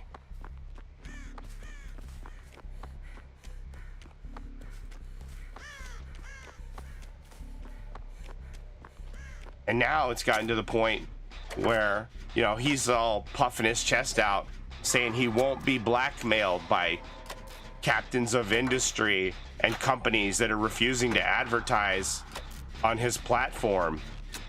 But yet, he isn't even protecting his users by allowing these sex scams to advertise on there that actually steal credit card numbers from the people on his app, that he's allowing them to advertise and get identity theft.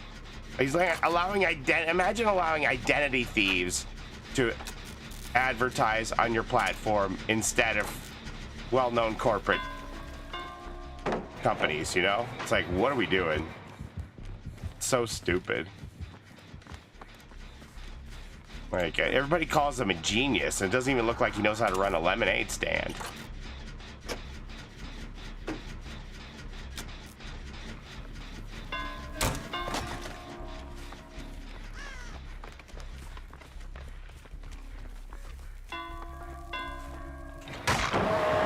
Bye-bye.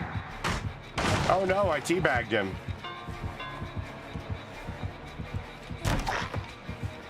Try again, Chief.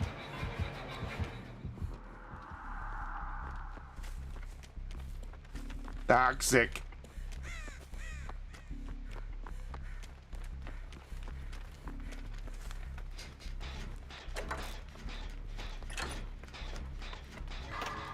The rate don't want to smoke. All right. It's all about the money for him. He couldn't care less. I don't know. It seems like he's trying to destroy the platform.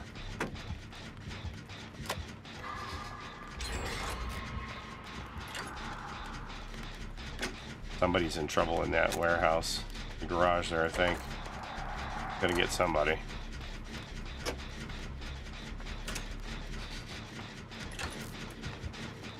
You think the movie will have Larry? No. No. I feel like it was on the decline. Well, he's certainly accelerating the decline. Shoot.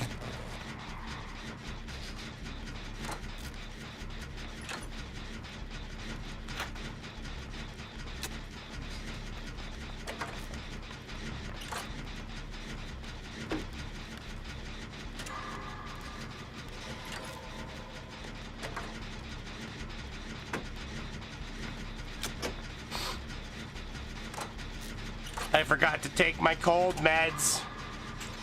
Hold on to your butts, Mittens. Or your butt, I guess. You don't have multiple butts, right?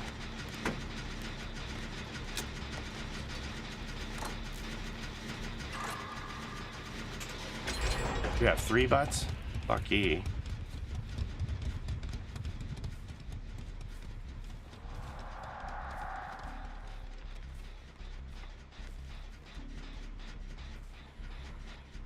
That was another interesting thing that Matthew said about the DVD movie. About the casting. Another thing he said in the interview. All right, so I'm going to bet dollars to donuts that we're going to have a no-ed. Anybody disagree?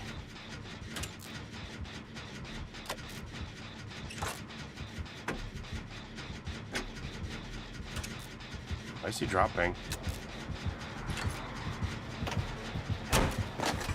What a random thing to do. Are you spying, buddy? Are you spying on me on stream?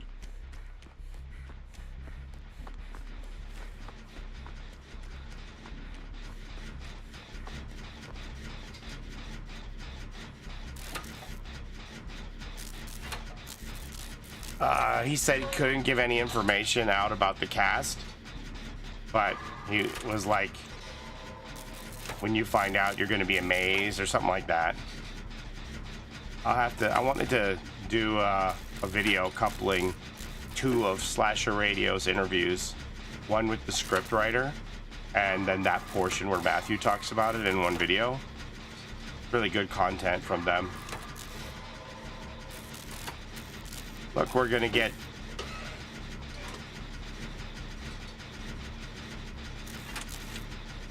all the gens done.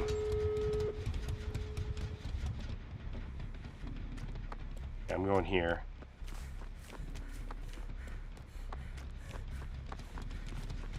Either the killer quit or like we're gonna hit with some NOED. It's Wolf. Wolfstop 666 Xidax 1000. Ladies and gentlemen, welcome to the world famous Paulie Esther dementia stream where we watch Paulie lie on the ground and say he's at the top. This is a new brand of charity to raise awareness for Paulie's extremely debilitating dementia condition. In America we call it denial. It is a serious dementia condition as we watch Paulie as he falls to the ground constantly, yells what the fuck and denies he ever even fell. Ladies and gentlemen, welcome to the shit show.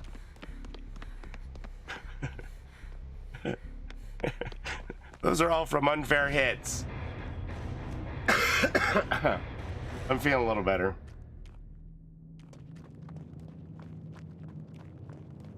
I'm glad Matthew Cote also said the movie is being made with fans primarily in mind. You know, and that's thanks to the people he's working with, right?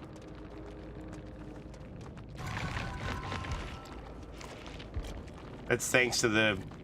Oh my god, that killer got 7,000 points. I should have said something to them.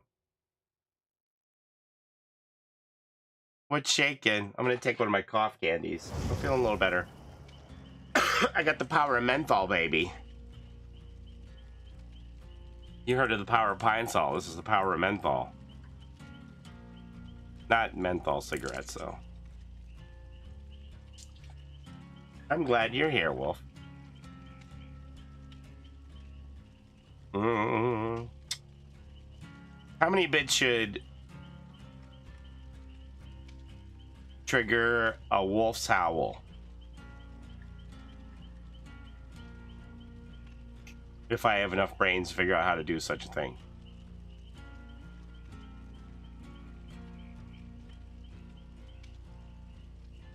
You know, that one we played the other night. 5,000. Oh my god. That's a little extreme, Randall.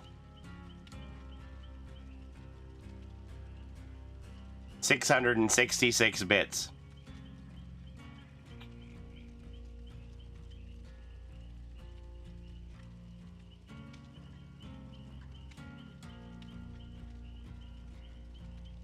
I know you're feeling a bit sicko. So wanted to let you know we're thinking about you and hope you feel better. I'm getting a little better every day.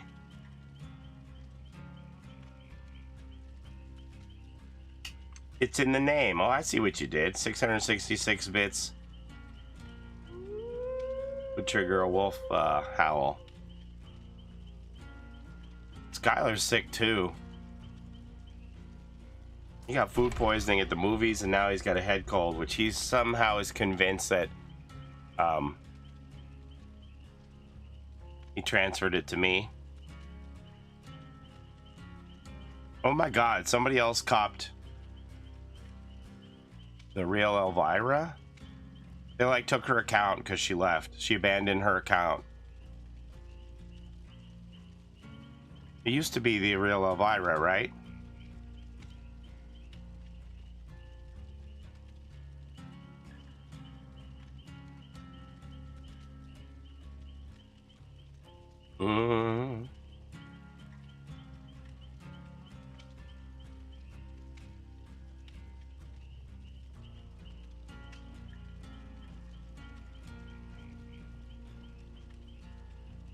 The real Elvira. Yeah, it says this page doesn't exist. And somebody else took her account name over because she abandoned it. Somebody named Amy Lee took real Elvira's account. That's crazy. I would love to see James A. Janice coming up in an upcoming paragraph. Now that would be licensed, right?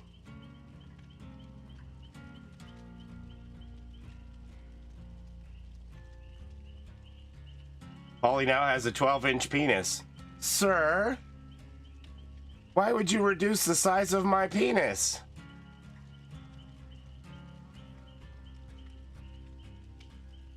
No one asked you to do that.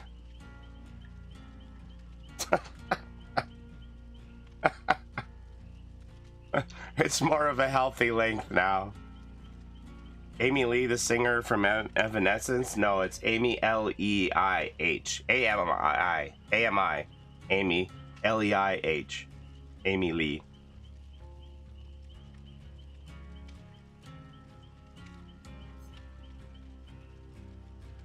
I remember seeing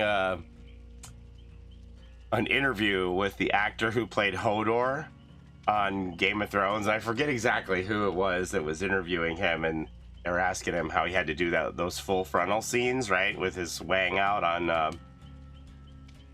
on Game of Thrones. And he's like, oh, well, it's a prosthetic piece. And he's like, they put this 12-inch long prosthetic penis on me. And then the interviewer was like, well, how do they cram your 15-inch penis into that thing? It was pretty funny.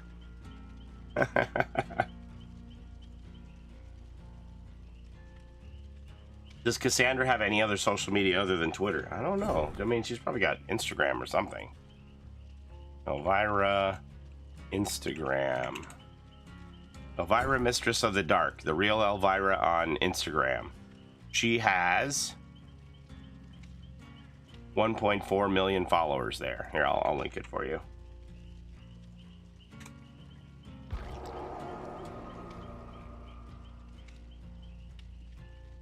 This conversation was not on my Friday night bingo card.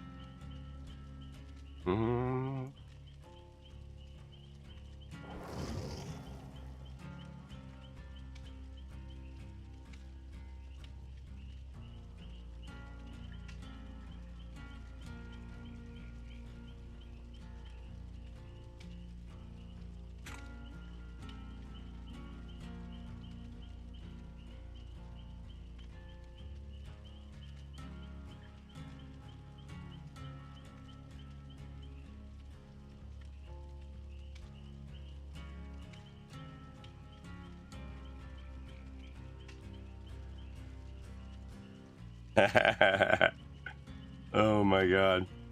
Kristen Nairn, best known as the beloved character Hodor on Game of Thrones. But in the first season, he had to film a scene that he decidedly did not love.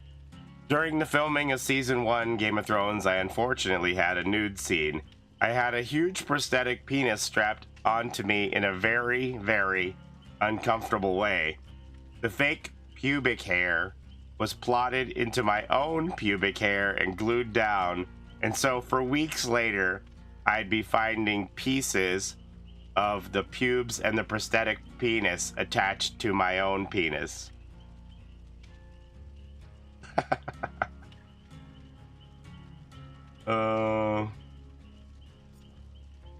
See, look, Wolf, you don't even have to donate for me to say penis. Look at this. That sounds horrible. Thanks for that long-term memory. That's what we're here for. We're making memories. That's why we're here.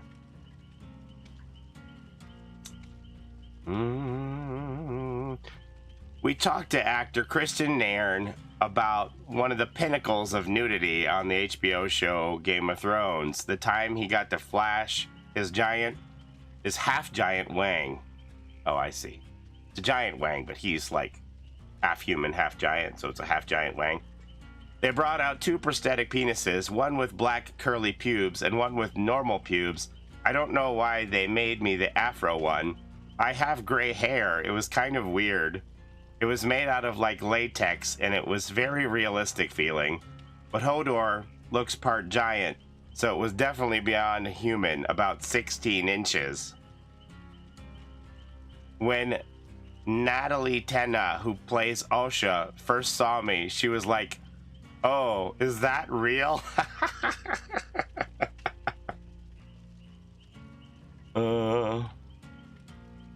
Luckily, no, Natalia. To attach it, they made a thong, which they CGI'd out or something. It was a little awkward, I'm not gonna lie. We were filming in Belfast, Ireland, and it was raining and freezing, and there were about 200 people around. It was very awkward.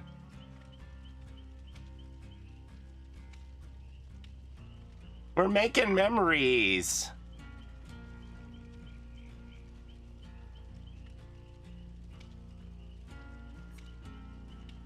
Oh my god.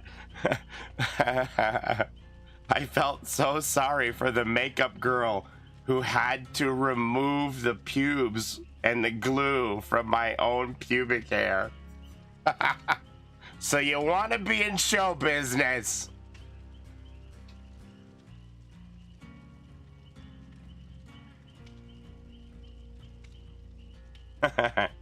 Some memories need to be bleached. I wanted to be in show business, but not like this.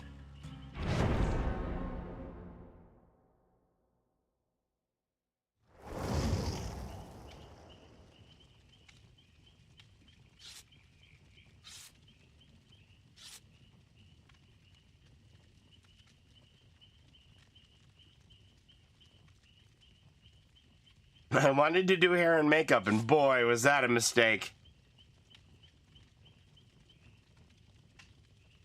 Elvira decides to join the Mastodon migration because Twitter is bad.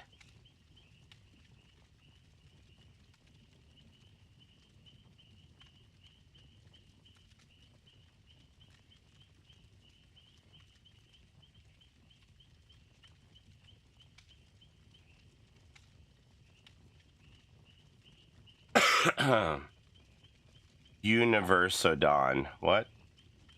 Why is it called Universodon instead of Mastodon? She has 10K followers. Yeah, maybe just stick to Instagram with the 1.4 million.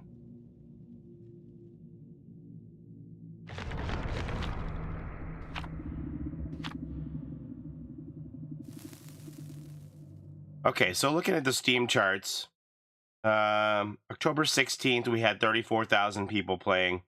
October 17th, we had 60,000 people playing. I'm assuming that's when the Halloween event started. Prairie Dawn was already taken. I have a Prairie Dawn vintage doll around here somewhere. It's pretty cute.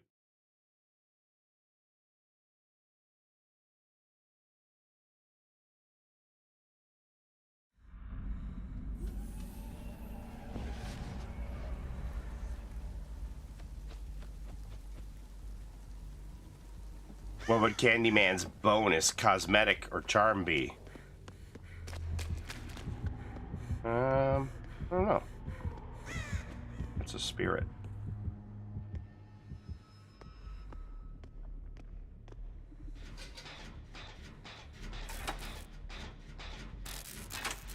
Maybe, what if it was his self-portrait, like the painting as a charm of Daniel Robitaille before he became Candyman? That'd be cool.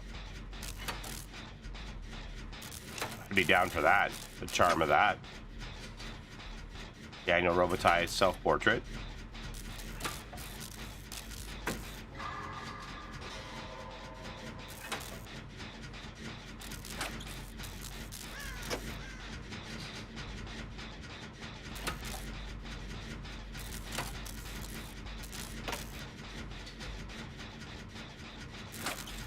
A honeycomb with a bee on it.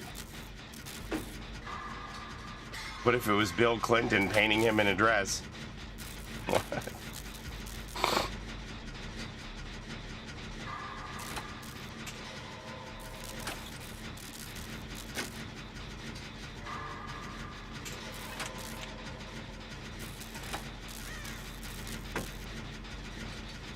In the Epstein mansion. You know, guys, I don't know. I haven't seen the whole report, but I think Bill Clinton's political career might be over. I don't know what you all think.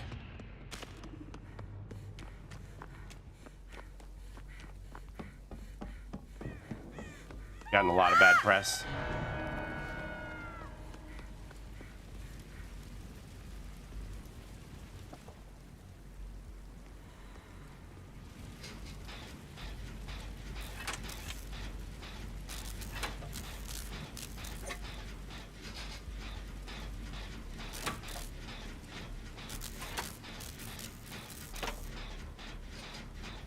Bad press is good press.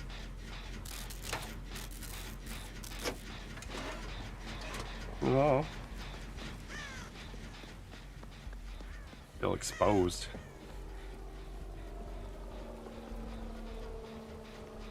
Okay, next.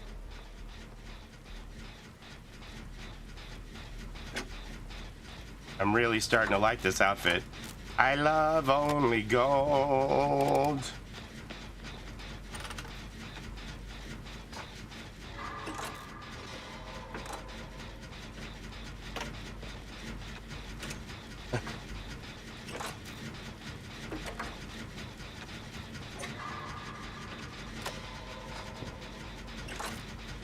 Is Jeff Goldblum on the list? I haven't looked at the list. Is Jeff Goldblum on the list?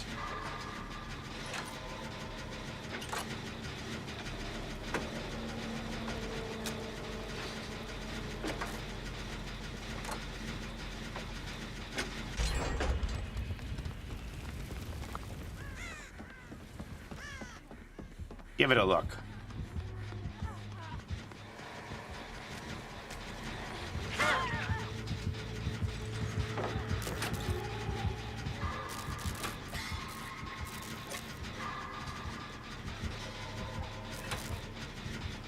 The list didn't have many celebrities.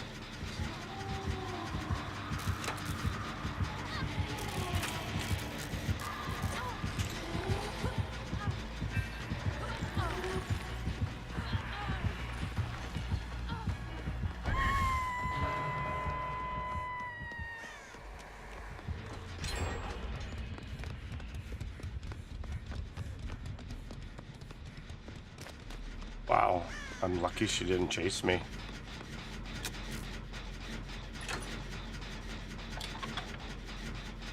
So many maps, and I saw Springwood like 7 times today. 0 Saloon, 0 Toba Landing. Well, I mean, Springwood's got 5 variations, right?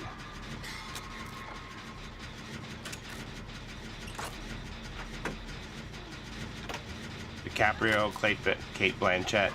I don't remember Jeff Goldblum. I was just curious.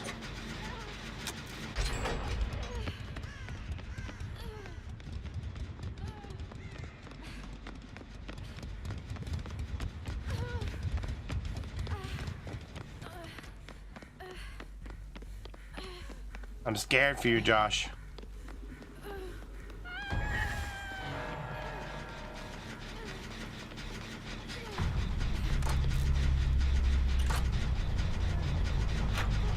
Mittens.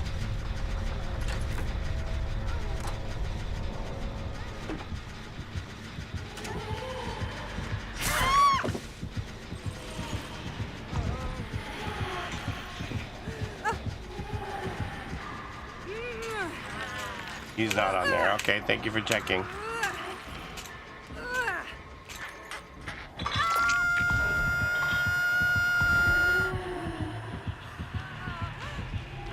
Oh, what are we gonna do?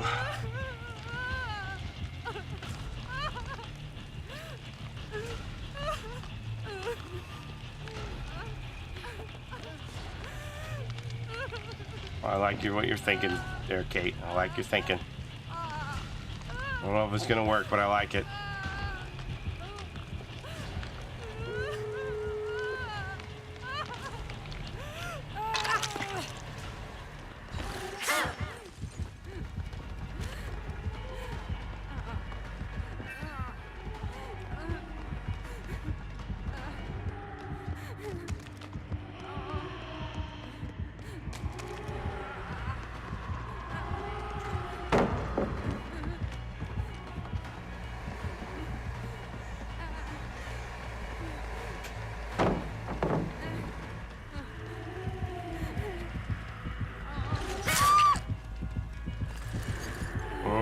I never get those anymore. I don't know.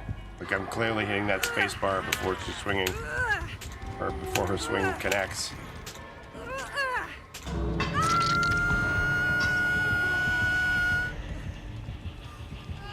It's gonna be rough.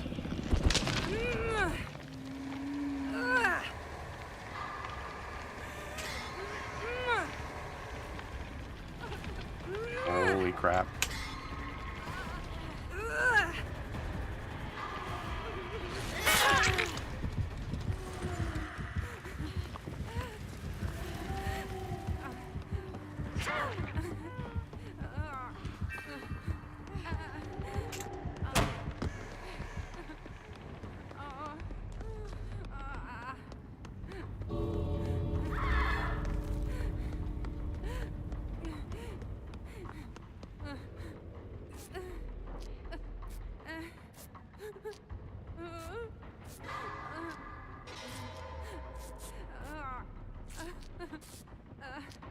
Her crawling, Josh. Make her commit to you.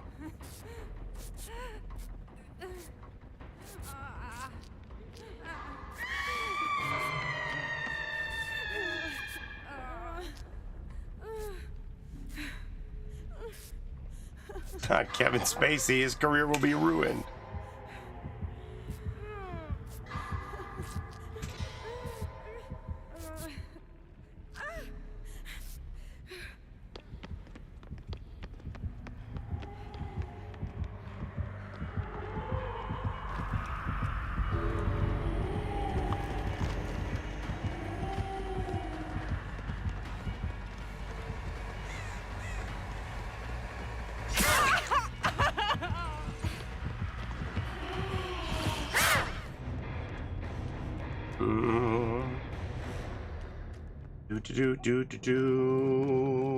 Let me see what we got here.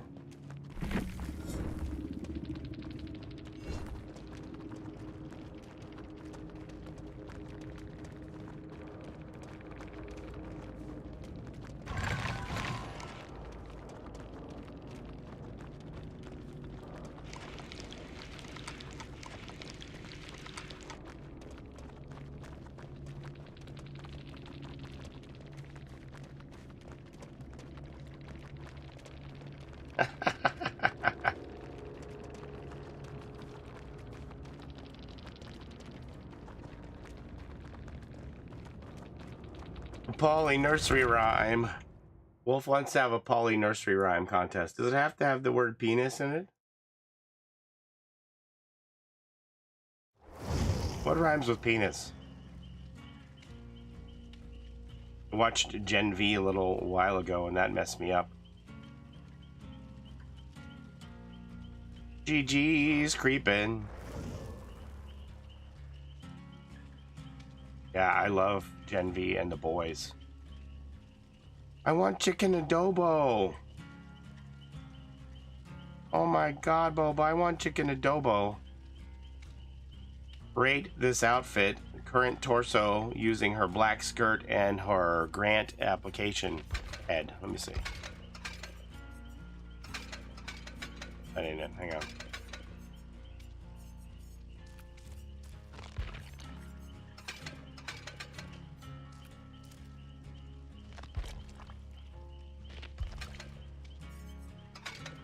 Black skirt. That one? I don't know, those were leggings. Grant application.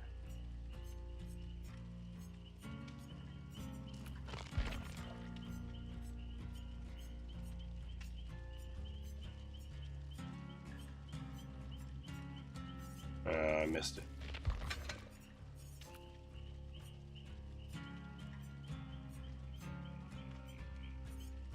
Is the whole outfit called grant application?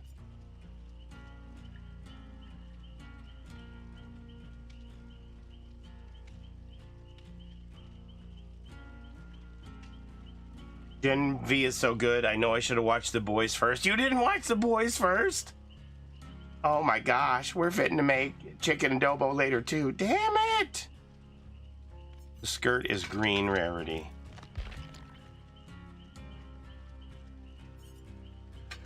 This one.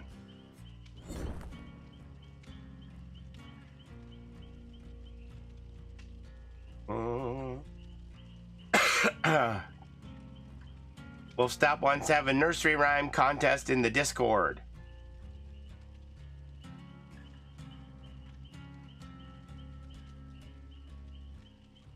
Paulie and his stream. What head is it? Budget woes. Budget woes.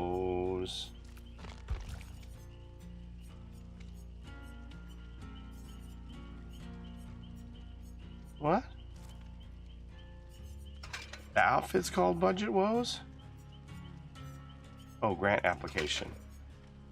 Budget Woes. I got you now. Okay. Now I got you. Boom, boom, and then green rarity skirt. Oh, she looks like a proper business lady. I'm fine with it, Wolf. It sounds fun. What do you rate? She looks very professional.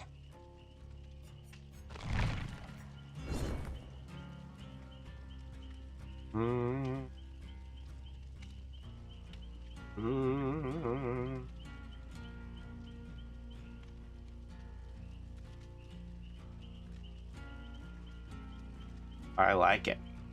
Maybe a little too much leg here. I think the rating should be agreed with me and you. Yeah, fine. Yeah, sure. Sure, or we could leave it up to the Discord to decide. Guess it depends on how many entries we have. Who wants to enter?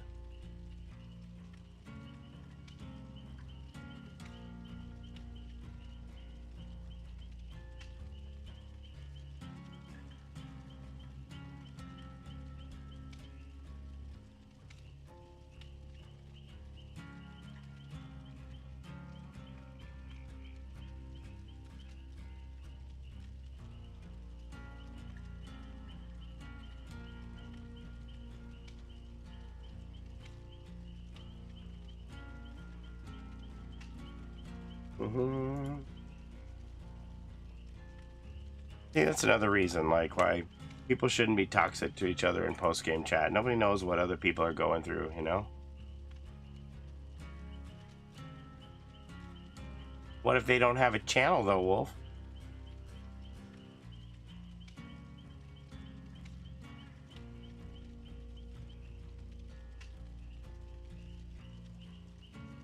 Why does Michaela look like an era of the Haley Williams? It's the hair. Hey, are there a lot of Swifties in the chat? Am I gonna get canceled if I show y'all something negative about Taylor Swift? How many Swifties are gonna hurt me? Make yourself known.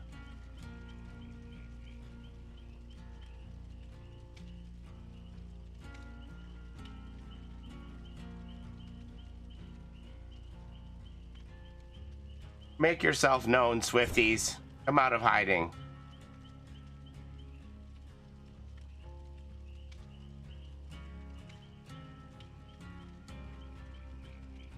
What is this? Oh, yeah. Forgot about that. What is this? Oh, yeah.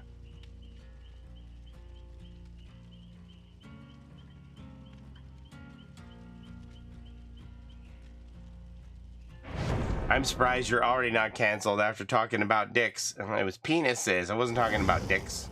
I didn't say dick one time. I said penis.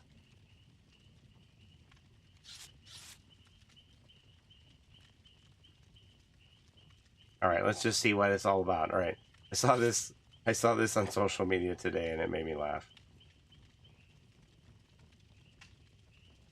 My niece is like a super Swiftie, so I didn't dare send this to her. I thought about it. The penis is a dick. I used the medical term. I didn't use your coarse language, slang.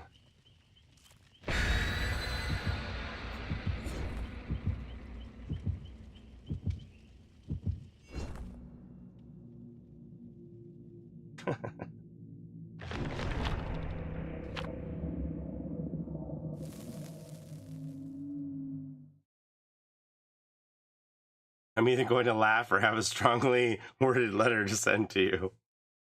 I don't know. I'm not sure how many pictures you can actually find like this to support their argument of Taylor Swift. I don't remember seeing a lot of these. They supplied 2 cases. It was enough for me to make me laugh. This is so funny.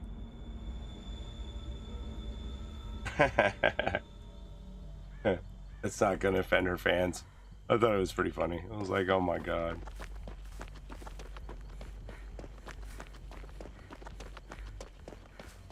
Wolf has a connection? You have a connection to Taylor Swift? Oh my god, my niece is like such a Swiftie. She's like ordering all kinds of Swiftie merchandise for her Swiftie love. She loves Taylor Swift, like, so much. Like, our Christmas gifts to her were all Taylor Swift related. We got her this Christmas tree ornament in the shape of all of her album names.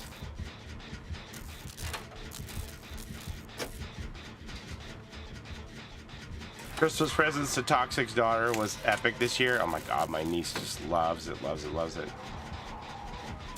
$2,000 tickets. I need to be cryptic, but yes. One of my students got the Taylor Swift Stanley Cup. I thought she was gonna die.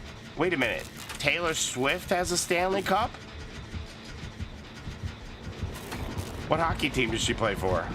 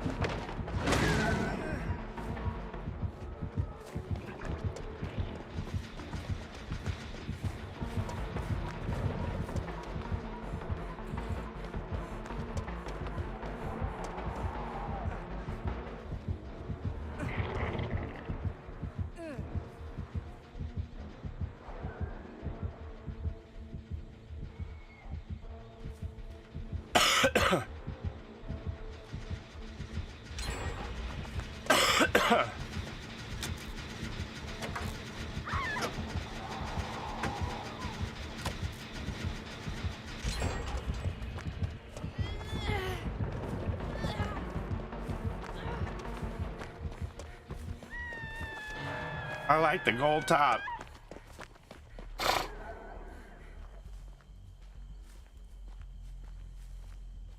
Gonna pour it. Gonna dig. No, setting up. Back.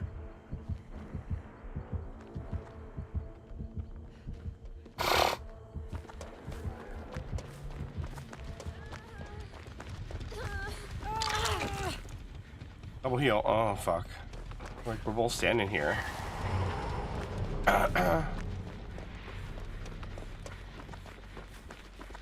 So can this happen? That works for me.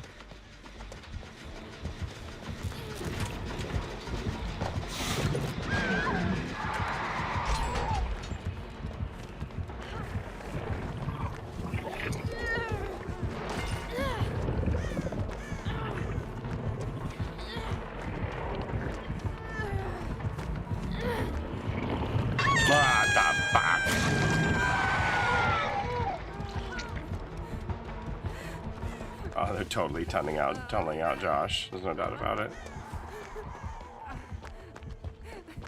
We are good to have a nursery rhyme.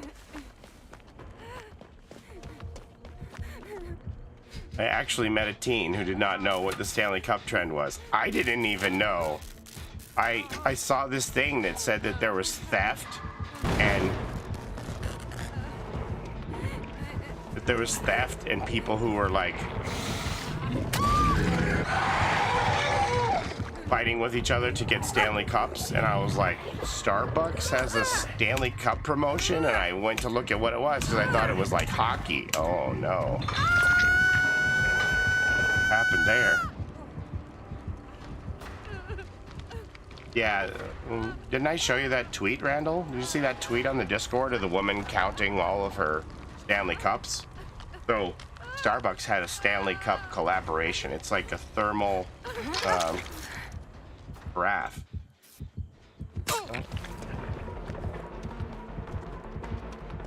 You better get shit done because all this person wants to do is tunnel out the injured people. So we need somebody who's gonna be on the den like a mouse.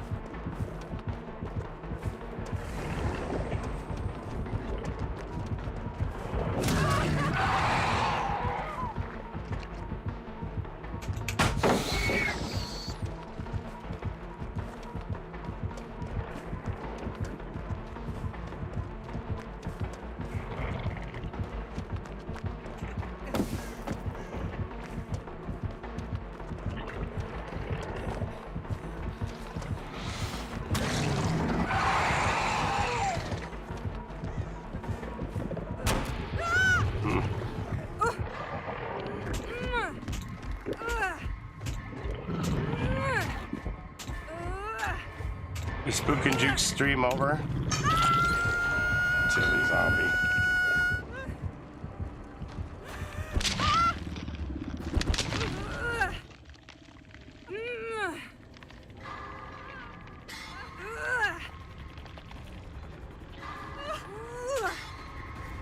Welcome back. Time for me to get tunneled out.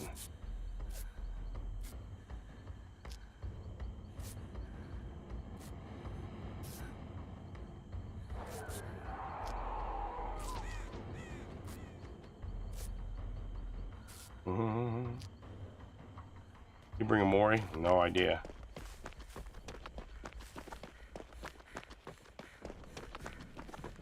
Yeah, I can post a thing up about it. Wolf, just remind me. Where are we going for a gen here? Mittens found a gen. I can post an announcement. See if anybody wants to take a crack at it. Win a prize. What you finding? Nothing. Just need to let it go.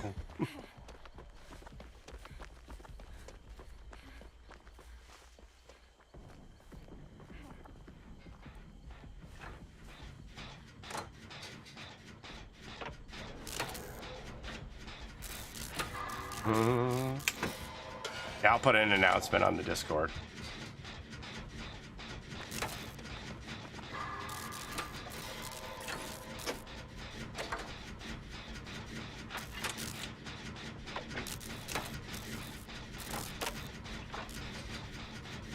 Okay, Mittens got pushed off that gen, so we should be able to bang this home.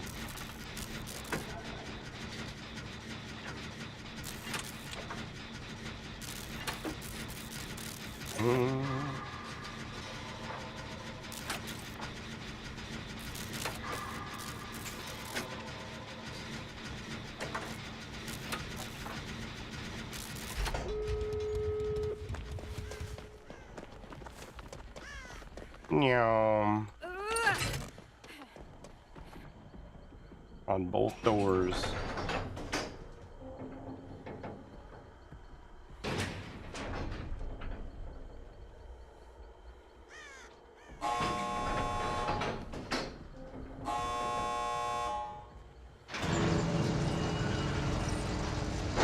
Get that totem. I'm gonna get that totem now that you didn't get.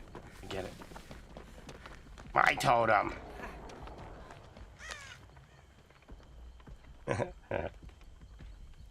You need to know if the actual word or a variation of the word penis can be used. I have a theory. What if Paulie knows the next chapter is licensed because he was asked to play test it before the official PTB? I wish. And if that was true, I couldn't tell you.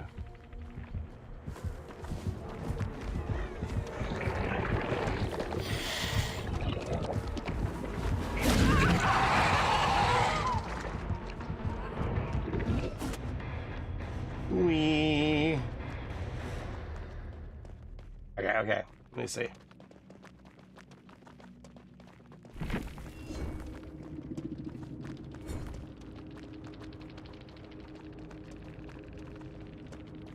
You met Taylor Swift? Holy crap, I didn't know that. Pizza glitter? How did you do that? Was it before she was like super famous?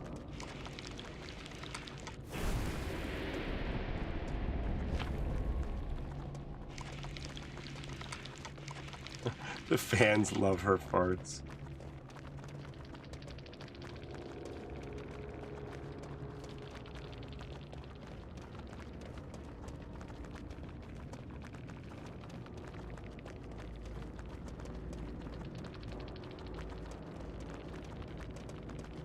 Do.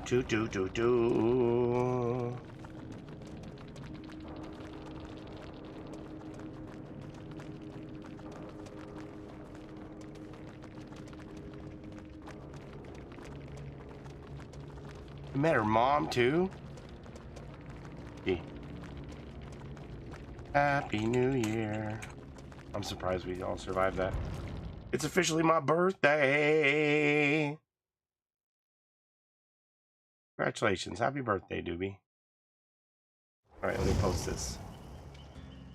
In the...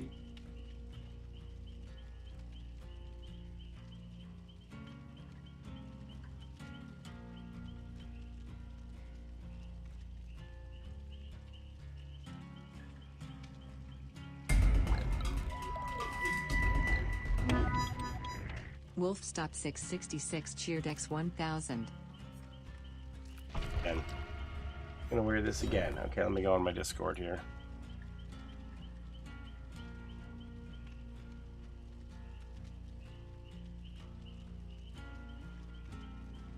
If you play a killer like Pig and stay in stealth the whole game until the end, you can instantly kill survivors with perks combined when you down them. Game of Foot, Rancor, Noed, and No Way Out. I mean, I suppose. You do that with Wraith too?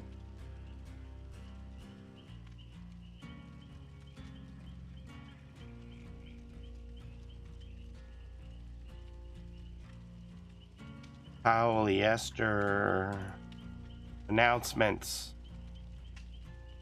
Wolfstop is hosting a contest.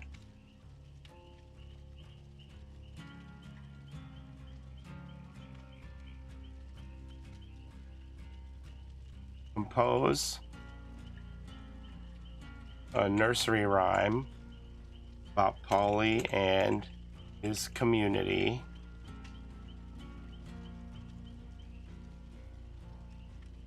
I'm putting it in the yeah, where should they post it? Let's see. Did I start a new thingy?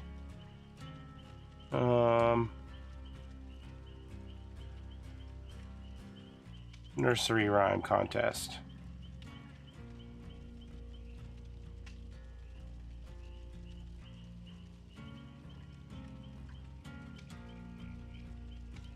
Do.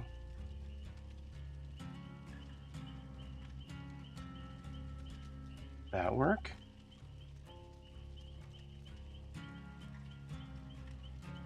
Okay. Compose a nursery rhyme about Paulie and his community, and Wolf and I will judge the entries submitted to the Nursery Rhyme Contest channel. Winner gets $50. Is that what we said? Must include the word penis. Okay.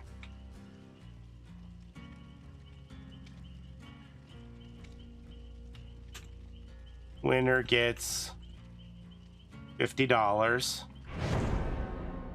and minimum 6-line nursery rhyme or a variation of the word penis. Then I put links in the chat. I don't think it'll let you namer's name. I think it will time you out. I'm not sure.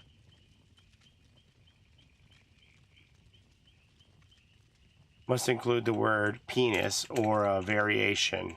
So we would allow dick then. Minimum 6 lines.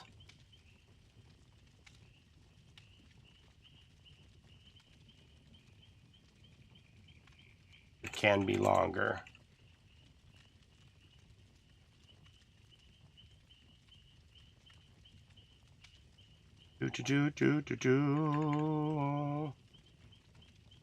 Theme should be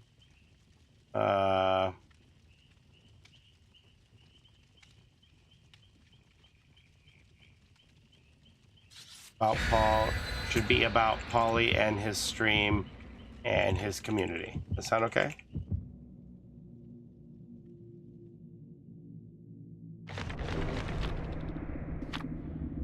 Most will choose PayPal, I'm sure. Shit, I only have 5 lines. Okay.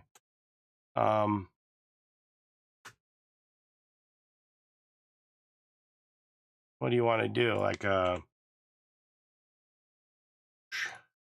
and you want to like a time limit, like till the end of the month or what?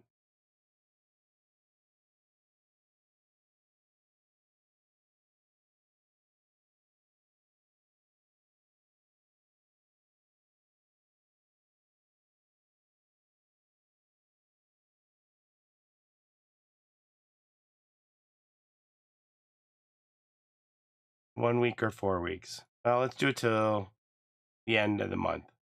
Because I don't know how many people are going to enter, right? Submit entries before the end of January.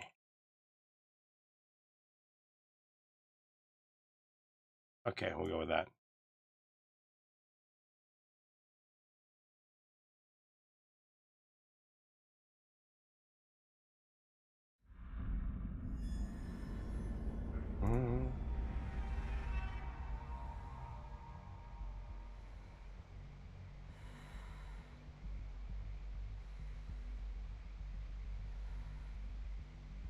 All right. See how that works. Thanks, Wolf. People have fun with it, and they could get a little $50 in their pocket. It might be enough to buy one of those Stanley cups.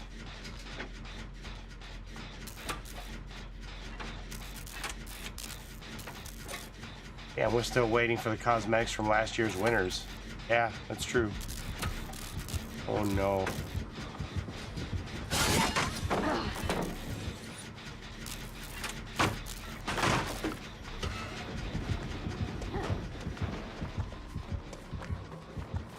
Whoa.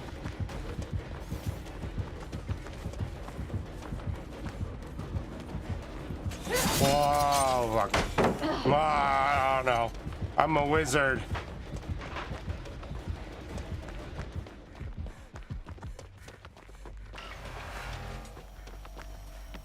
She's got this thing double done. Oh, crap.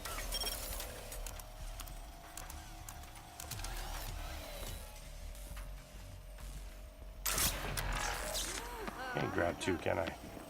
I can?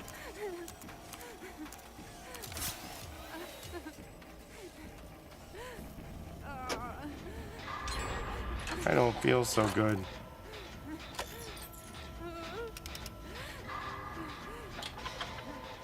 I'm a business lady.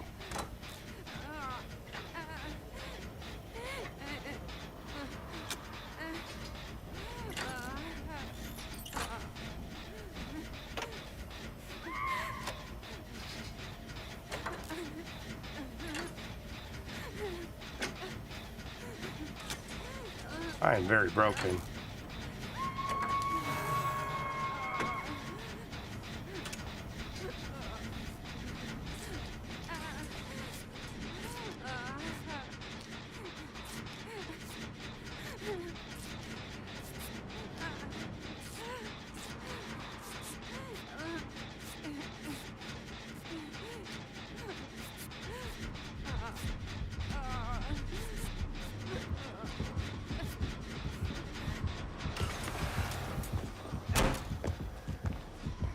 Wow, okay.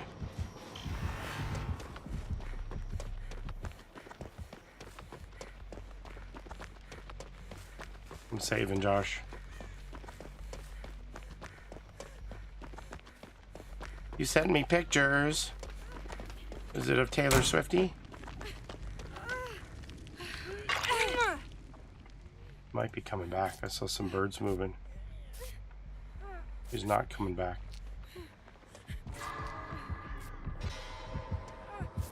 Gosh, you came all this way, buddy.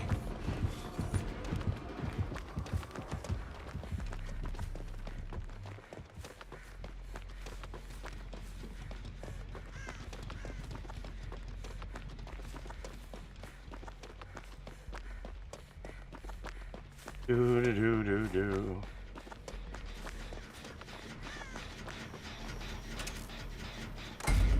Thank you, Wolf. It's of T Swizzle. 66 Xidax 1000. This is awesomeness. Where's the how? I need to put it in. T Swizzle and Fetus Me and a Bestie. Oh my gosh. I do have a Discord, yeah. God. Give me a second. We only got one gen done. We suck.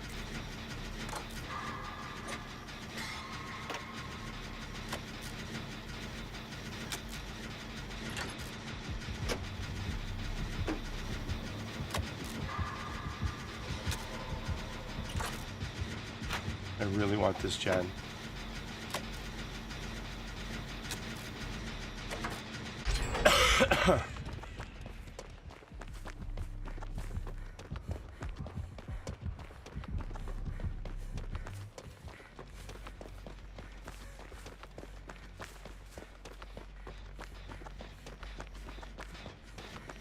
I was a Paramore fan. I don't even know what that means.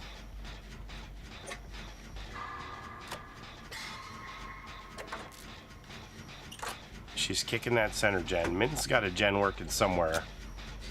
I'm assuming this does not conflict with her 3 gen. I'm assuming she's giving this gen away.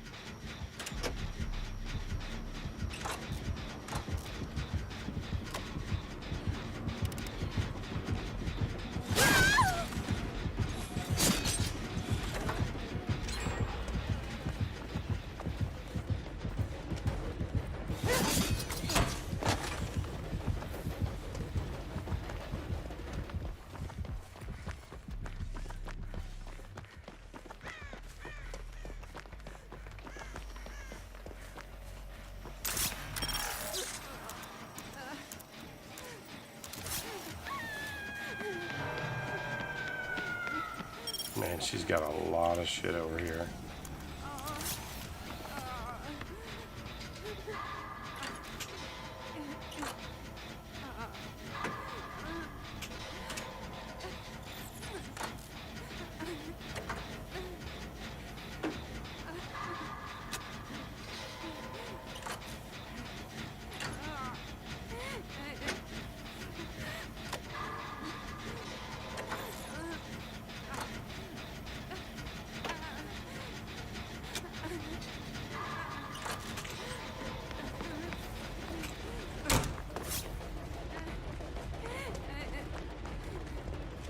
Okay, we're going all the way back here.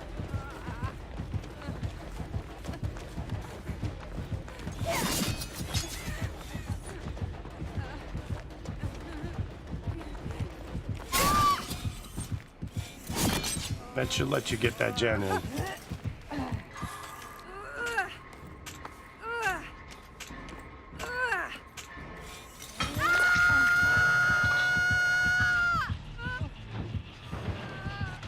Those photos are of me 15 years ago. Dang. Good night, Randall.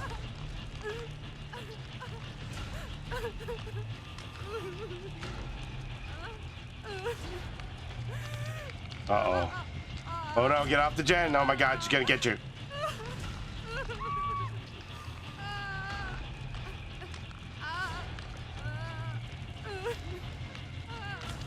Wow, look at this little tidy ass 3 gen she's got over here.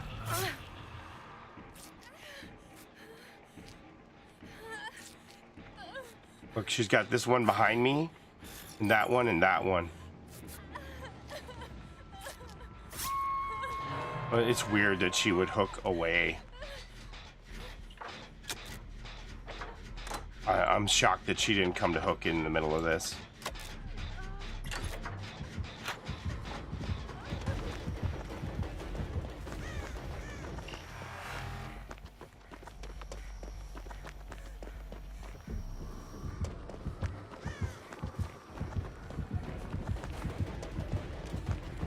What do you got going on, Josh?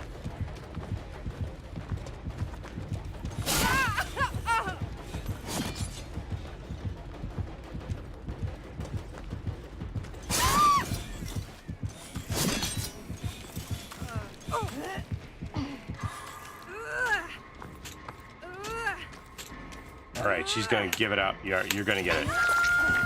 You're gonna get it. Can't wait to see the 3 gen solution. Nice. First skull merchant that we got all 5 gens done on in this year. She's at me. Just go. Just go. Just go. Just go. She's here with me. Just go. Just get 3 out. Seriously. She's like right here behind me. Just get 3 out. You can. Do it. If you can get the door, get the door. Saddle her with a 1K. Not the business lady. The business lady knows how to make business decisions. And this is a good decision for the bottom line. It's good for business. Business is booming. I have a feeling she has no ed. Everybody go. Everybody go. Consider this business handled. Alright, so I pin the... okay. Discord. Boom. There's the Discord. That post in here.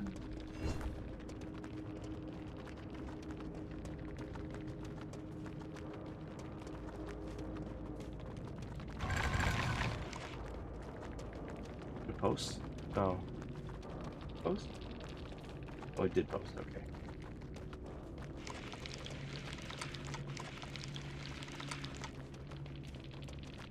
Oh my God! Taylor Swift! Taylor! Can't believe Taylor Swift touched you!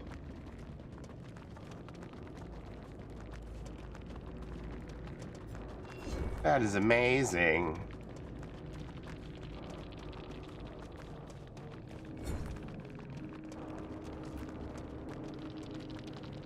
Happy New Year.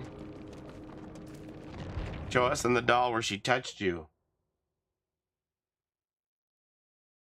Oh my gosh, I'm so happy for you. That was me on the inside screaming. And so, like, she... oh. So she took one of the pictures. She took your phone and took the picture, and then somebody took the picture, the other one of you? The Discord thing ain't showing up? Oh, it was right here. It was in the chat.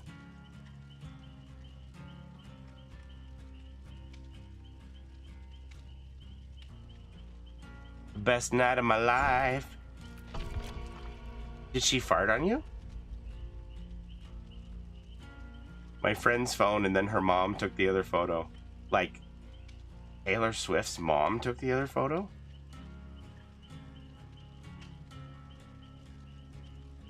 Those commands only work on Twitch. They do, but we have the restream thing, right? I see it here on the Stream Elements restream. There it is. So it worked, silly. The chat relay works, right? Taylor's mom took it. Oh, I gotta show Randall the cup counting thing. There was like a person at Target who like picked up a box of the mugs and was just like bum rushing out of the door to get the Stanley Cups. Crazy.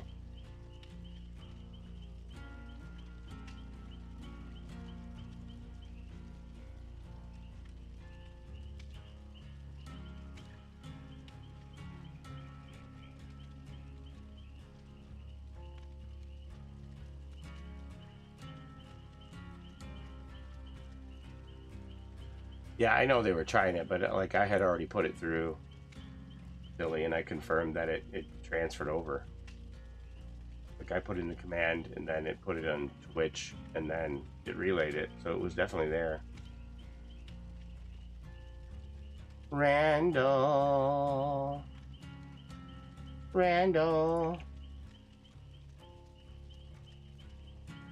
Stanley Cups. We find it? Find the video of the people stealing Stanley Cups.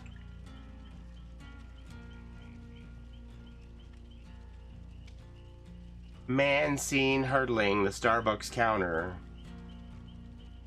Can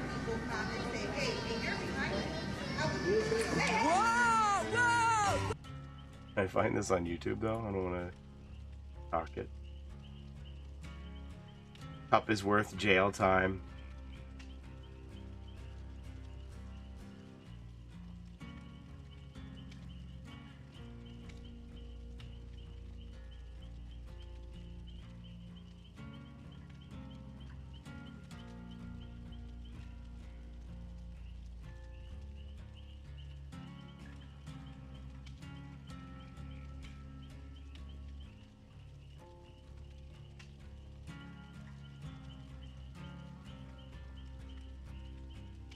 Is this from the Young Turks?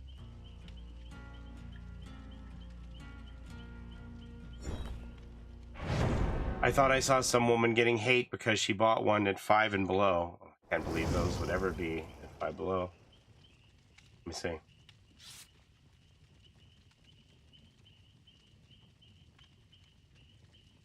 Oop. Hello everyone, I hope you're all doing well. Don't let the zombie know it's the SpooknJukes stream again. He'll...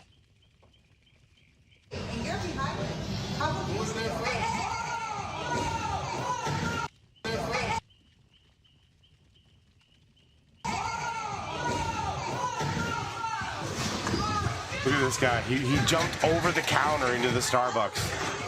He jumped over the counter into the Starbucks to get the box of Stanley Cups. There's like a line out the door to buy this thing.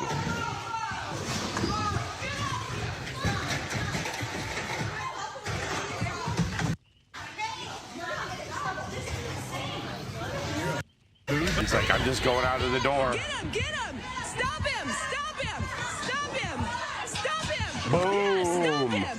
I didn't touch him. I didn't touch him. Stop him! Stop her! Stop her!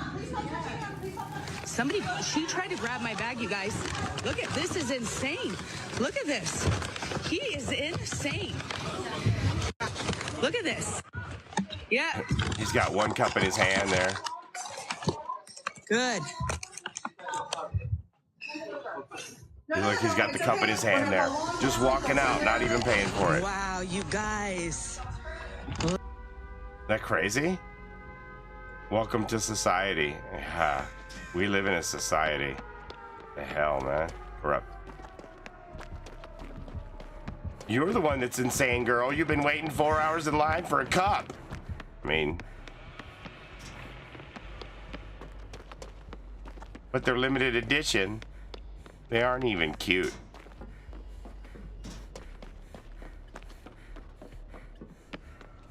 I'm glad that Funko Pops are falling off and they aren't as competitive or as flippable as they used to be. I'm like, man, it makes it easier for me to get what I want. I don't care.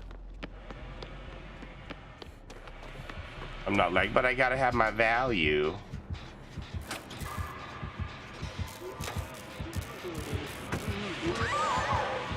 Well,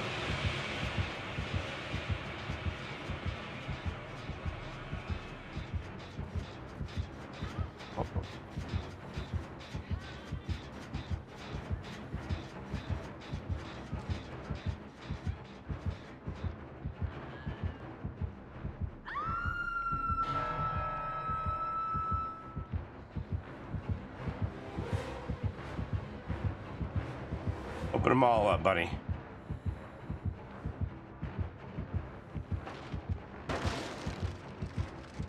Have another look. Open them all. Yeah. Open number 2 now. Oh, something's happening. Gotta go. No barbecue and chili. I didn't lose a distortion stack.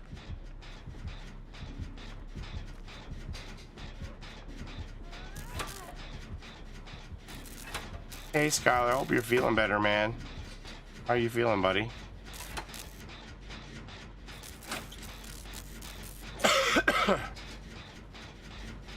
So he got greedy and he got one hook out of that.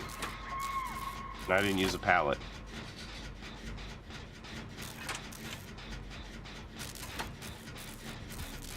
Female Funkos, oh my god.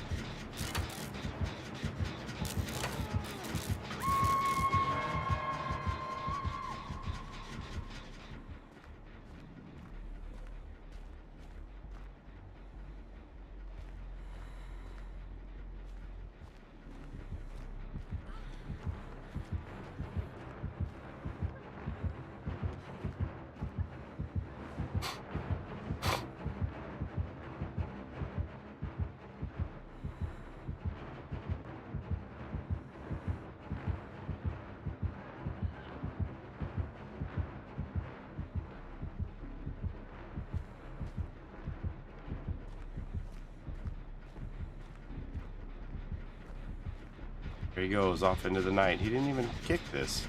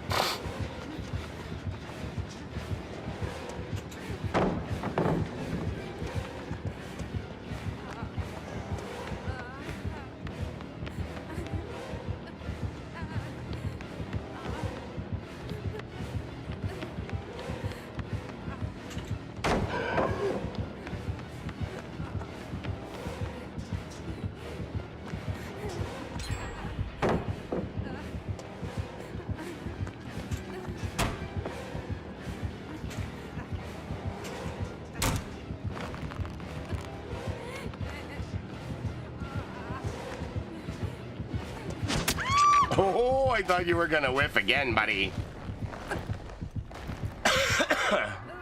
Not a single entry. Well, Wolf, you know, give it time.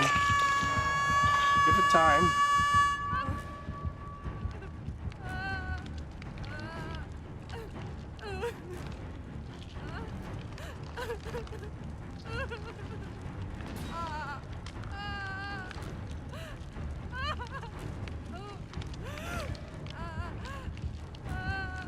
I thought I was clever.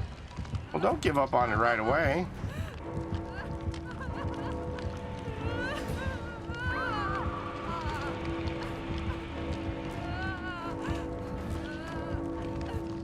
Okay, just wait. See where's he gonna put them, right?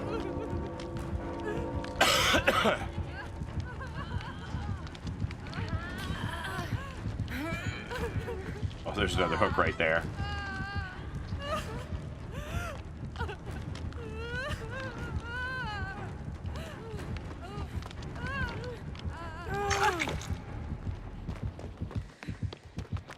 Said no. Josh, I gotta get you on the gen, buddy.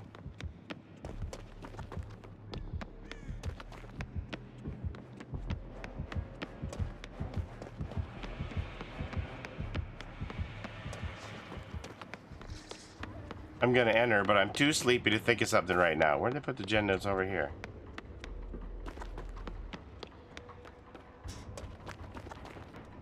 There's a gen. All right, coming to that one.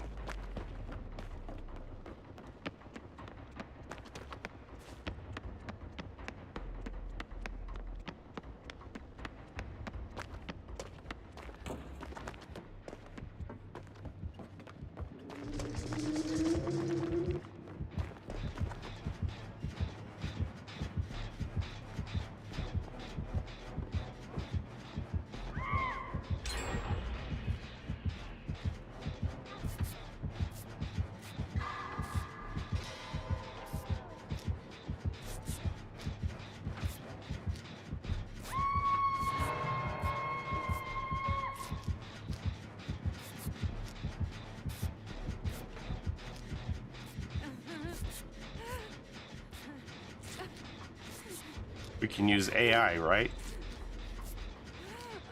Floppy boogers.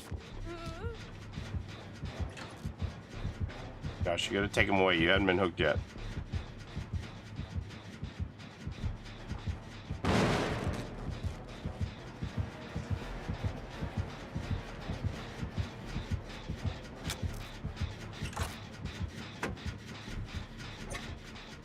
Mittens, are you able to get that save?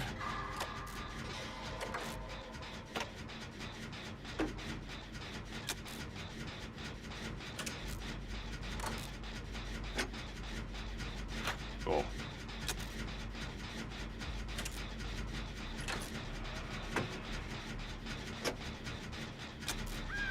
Excellent.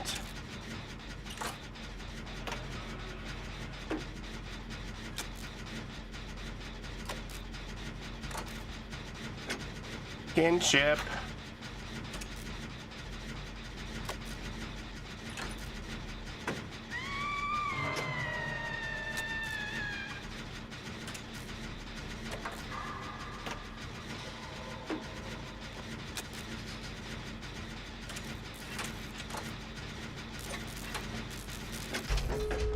Ollie should post a rhyme. Oh, I like that.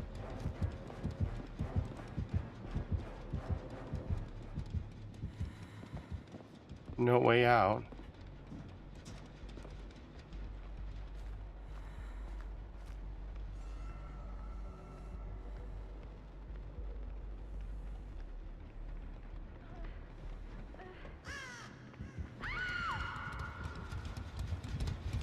Let me heal you while we wait. Heal you while we wait. I'm gonna bust a rhyme.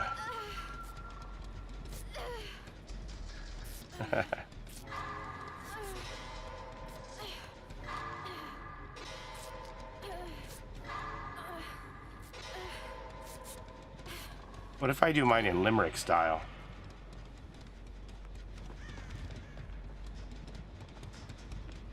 Okay, that's enough of that. Thank you.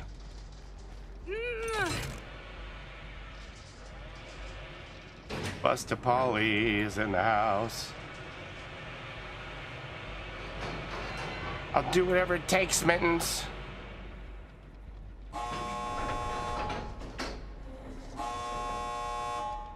How long does NOED go for until it's cleansed?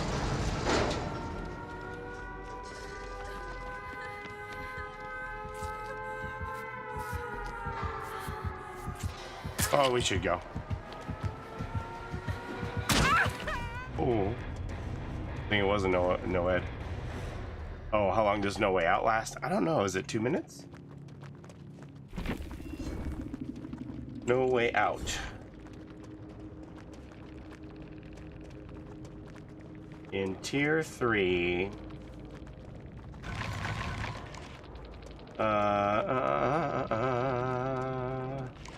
Okay, so for each survivor you hook, you get 1 token. Once the exit gates have been powered, No Way Out activates. The entity will block the exit gates for 12 seconds, plus an additional 12 seconds per token in your possession, up to a combined maximum of 60 seconds. So 60 seconds if they've hooked everybody.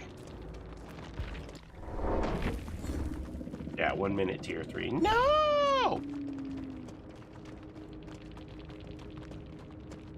Now I want to use Wake Up. That's a tough map on those doors. Easy doors to guard.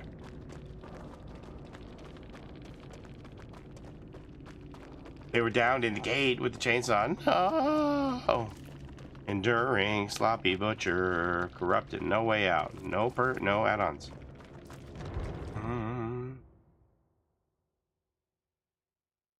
Took forever to open up his. Awesome. You know what I found out today? Chucky's name, Charles Lee Ray, is a combination of Charles Manson, James Earl Ray, and shoot, what's the other one now? Lee Harvey Oswald. Thank you, Josh. I had fun too. Do.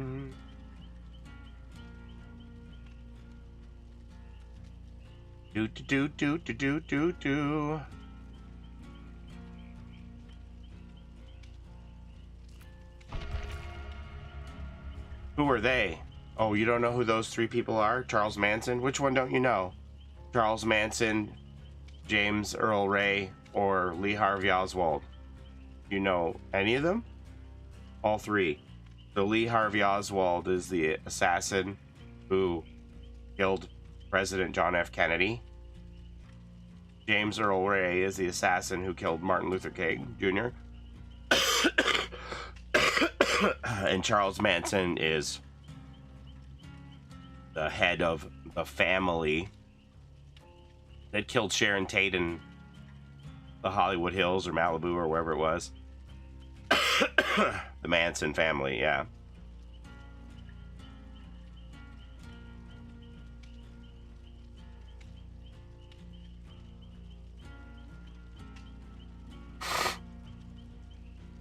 We never cared about American history in England. So I don't know if you saw the tweet when you think an Until Dawn chapter would be cool. I don't know. People have been asking about that since basically the game came out.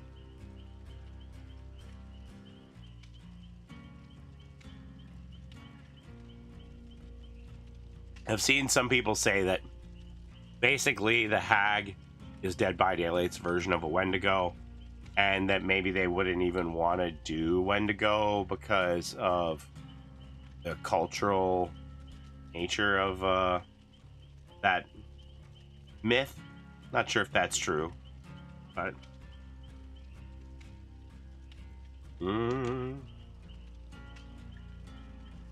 I thought the CIA whacked Martin Luther King. They were charged. I mean, J. Edgar Hoover was the one who, said Martin Luther King is a rabble rouser. He said to the FBI, right? Who is the Hag?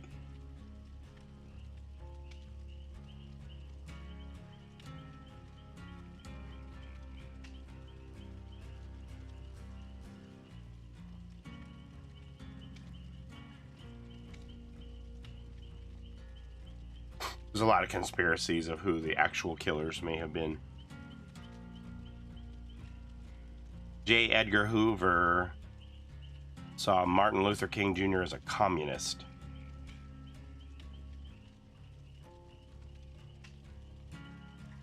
Yeah, I can see anybody who would fight for equality. Sounds very communistic, not capitalistic, does it?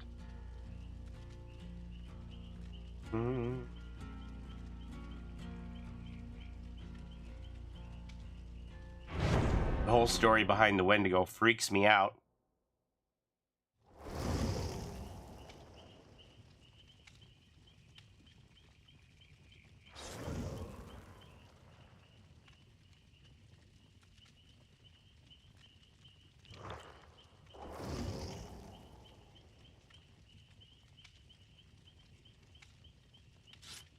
I don't know, like, the Wendigo is part of the traditional belief system of a number of Algonquin-speaking people, including the Ojibwe, the Salto, the Cree, the Naskapi, and the Innu.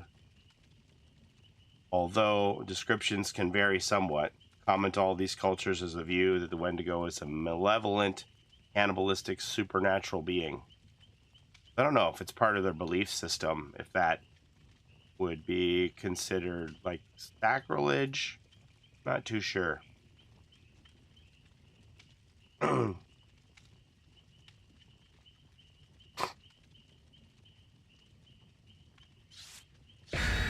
Huntress's Crypt TV's version of the Wendigo, yeah, with the antler head.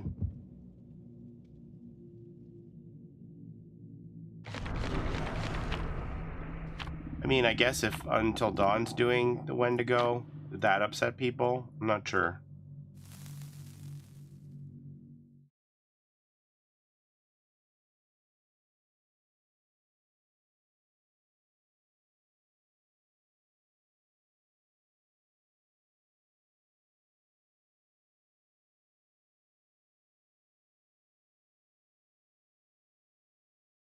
From what he said, it was like my ex said her best friend would be mad at both of us for playing that game. Oh, the Until Dawn? Yeah. So it is considered like sacrilegious. I wasn't sure about that. I don't really know.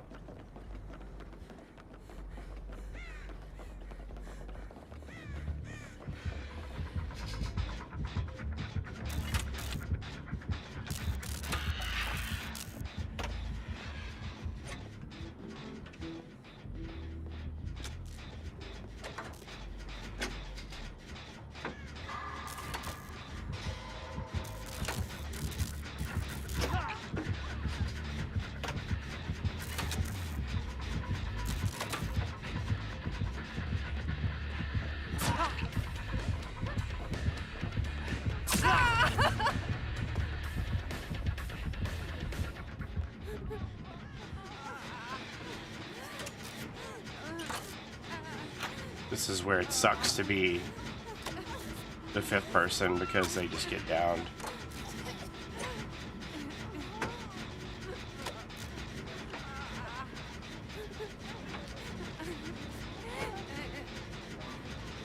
The fourth person winds up taking the fifth hit as well and going down. Nobody was even yelling timber. They were Cree. Okay, I see.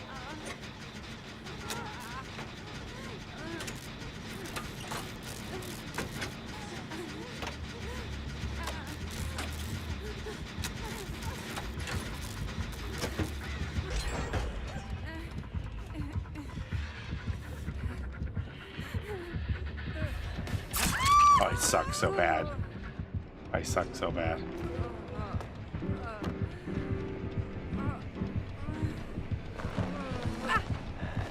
I don't know about y'all, but if anyone represented my culture's horror folklore, I would be grateful for recognition. Well, I guess if it's like considered part of like religious, right? That's a little different. Like I don't think Oni is part of a religion, you know? So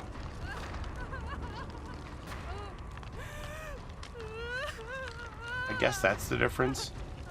Again, I'm pretty ignorant about the whole subject, so I'm just spitballing here.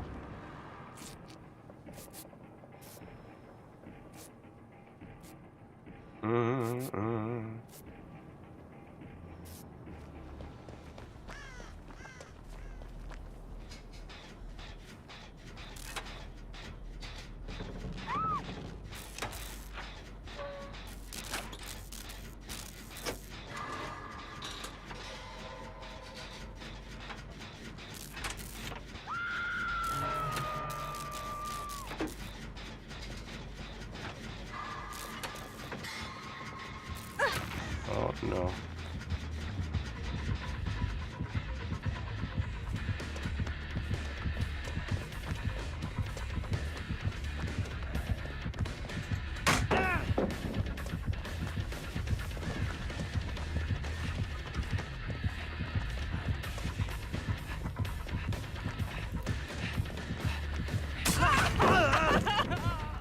You're coming to me now, buddy.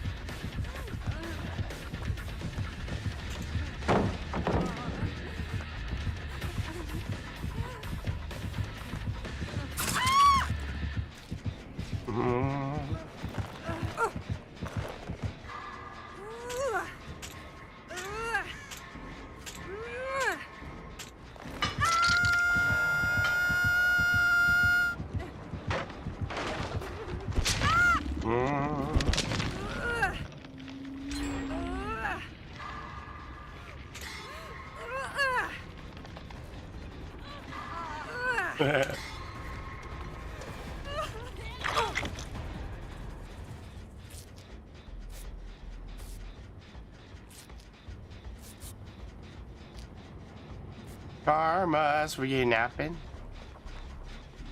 We all left.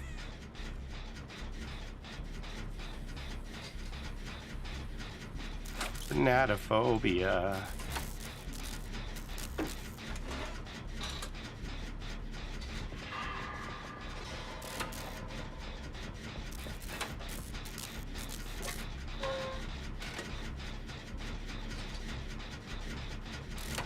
Been getting bad headaches. Oh no. Anything you can attribute it to?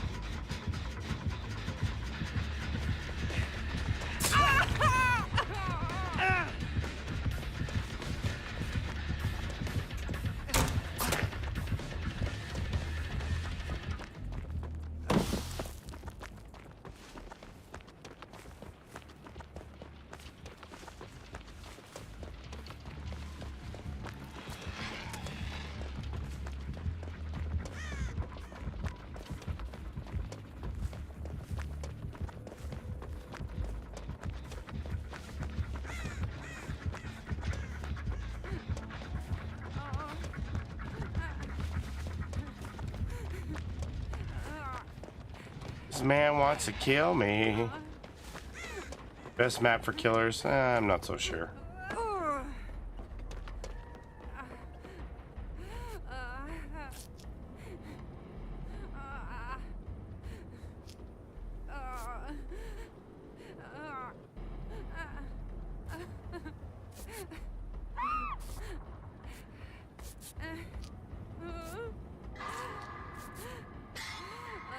Speaking of AI, so I saw it today, again in the theme where anywhere where there's money to be made, there's going to be people who will cheat.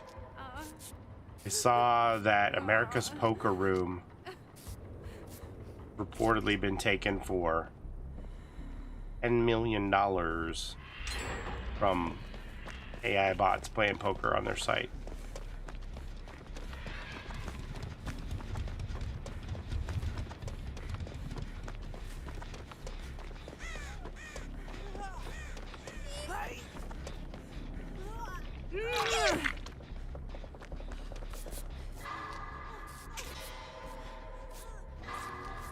Playing on poker sites, you might be playing against some bots.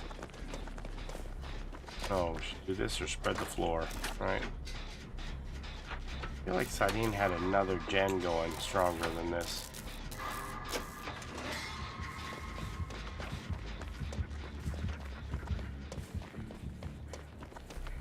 Oh yeah, it's this one in the middle street. Let me get this. I think the maps are boring now since they're all the same size. I don't think so.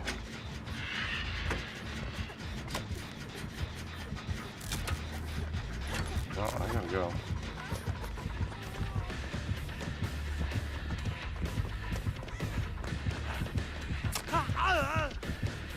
All right, now what you gonna do?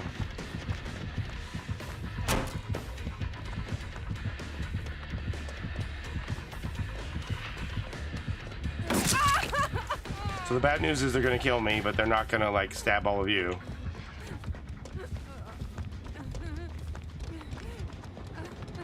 Oh, they actually left. Interesting.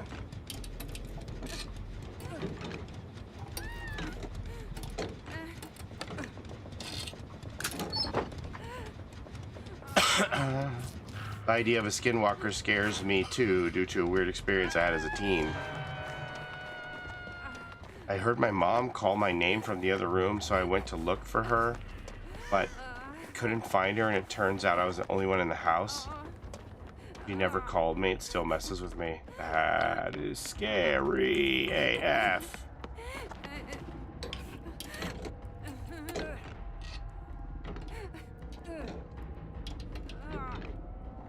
Alright, wish me luck. Oh good, a map. Alright, Mins, I don't know what I'm gonna do. I'm gonna try to do something. Where are you? Where are you hooked? Oh, you're off hook already.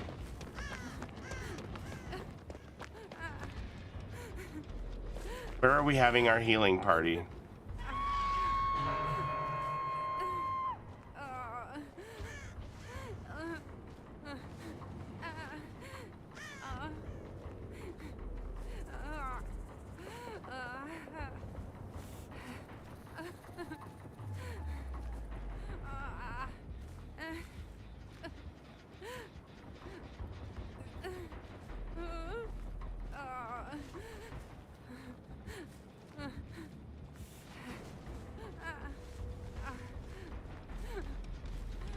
Yeah, I'm pretty sure they got a 3-gen over here, right?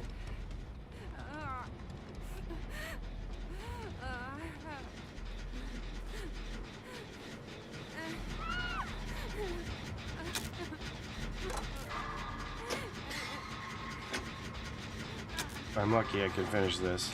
Shit. Well, bad idea.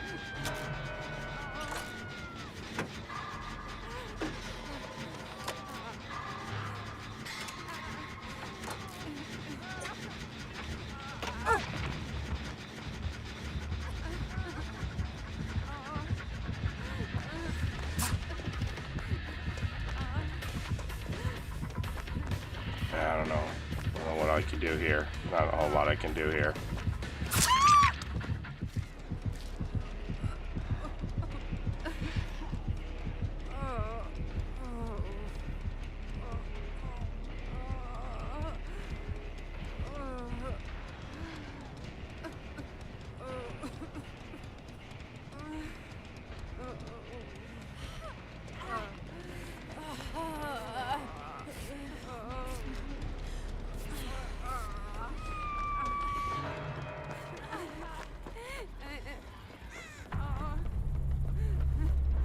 Where's my bleeding friendo?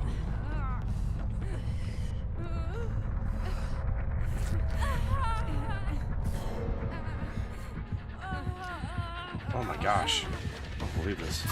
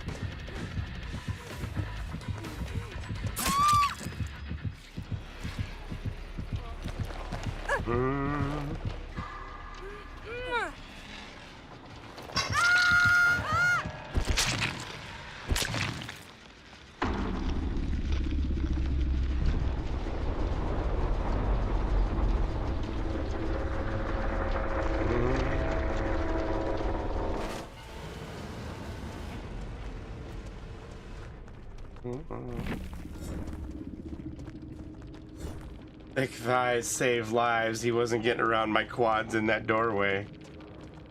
Hatch is at the shack, Meg. Yeah, she's so not gonna get that hatch.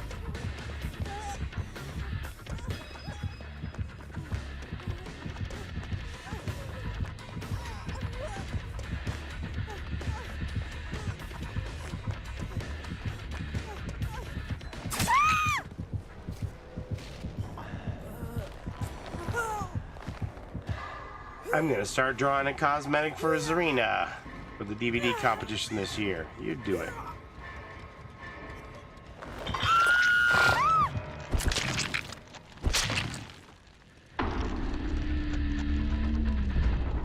She tried.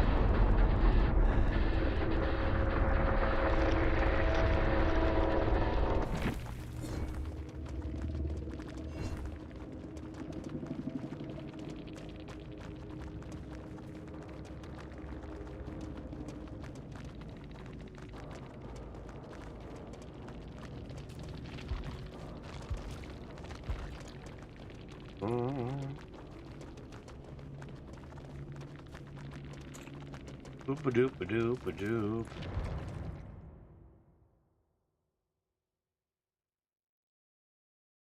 They believe that Wendigos basically represent an evil presence or some kind of possession.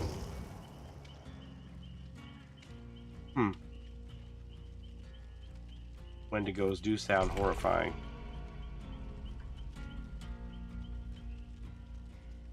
It's interesting to hear their perspective about they really didn't want you to play that game. But like, you know, what about like when it first came out and nobody knew what it was, you know? And you're like, oh.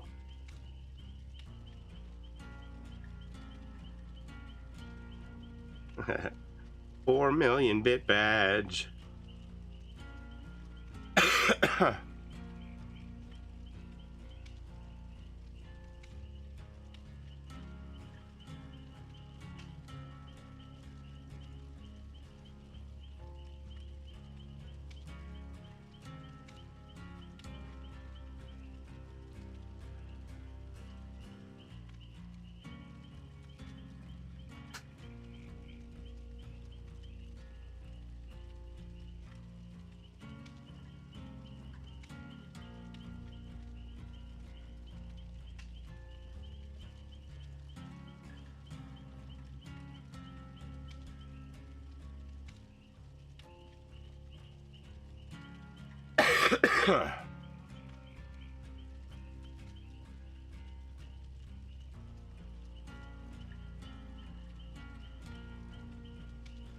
EGC Comics.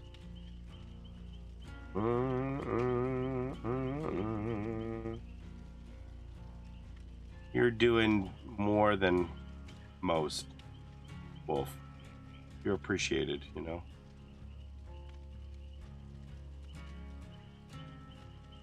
ggc.click work ggc.click/HTI news article. There we go. This list.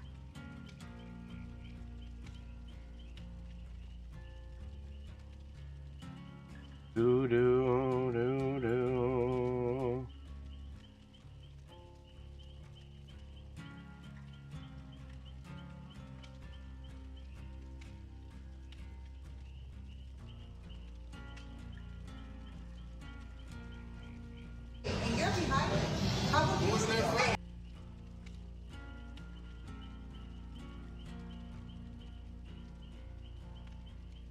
Interact.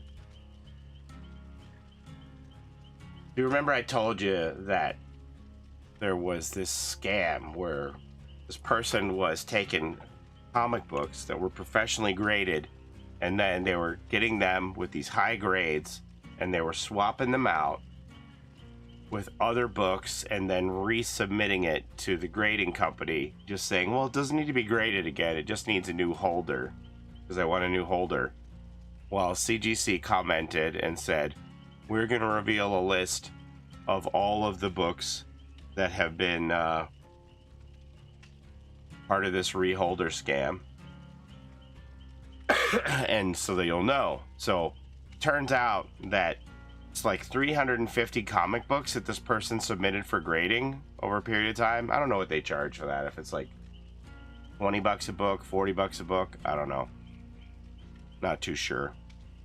But they declared 350 books that were part of this reholder scam, and that they're all suspect. And where's I going with this? Can I not scroll this up? I want to move it. Aw, will you let me move it? I thought I'm interacting with this. Dang it. The list. The list. This list. How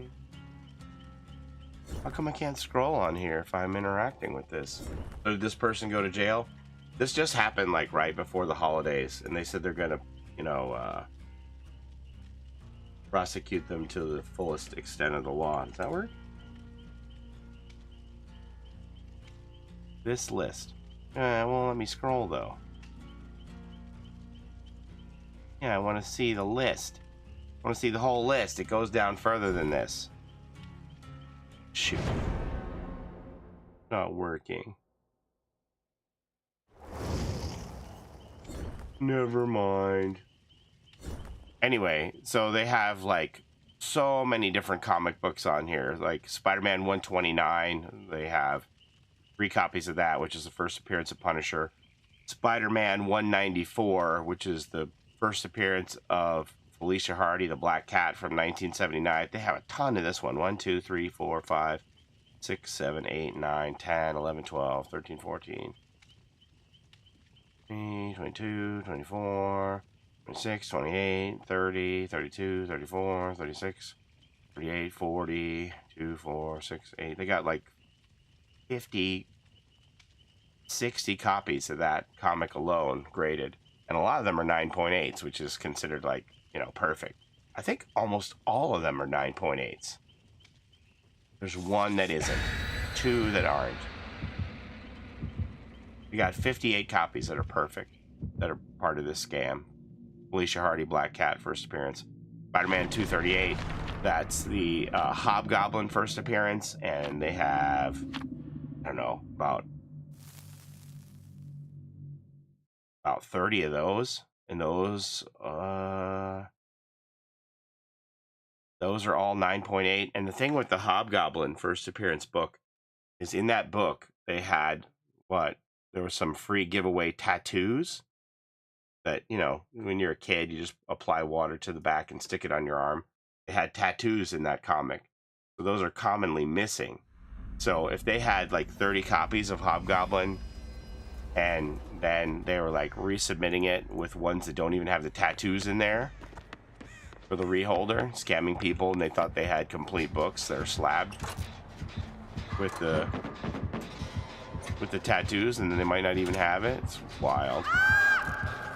Oh, this is gonna be a possible skill check, Doctor. Yeah.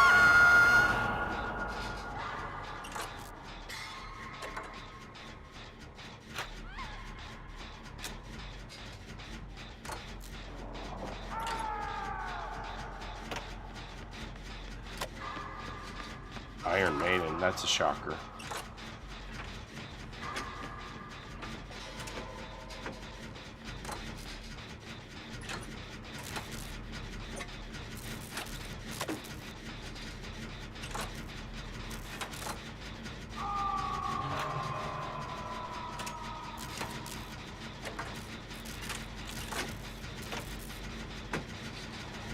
So whoever this person was, they had a real passion for Spider-Man high-grade books.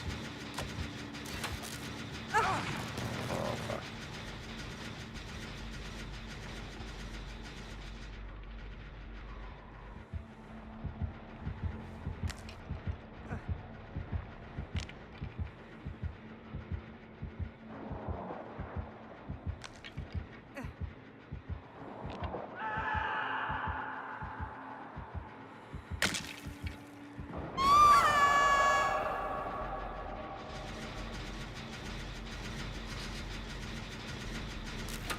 Come on, Brody, you went down there to get the save.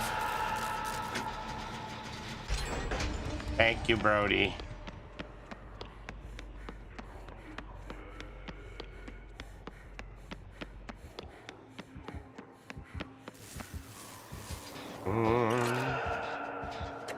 Mins is on a hex. That was the ruin. That's good. We got ruin, dead man switch, Iron Maiden.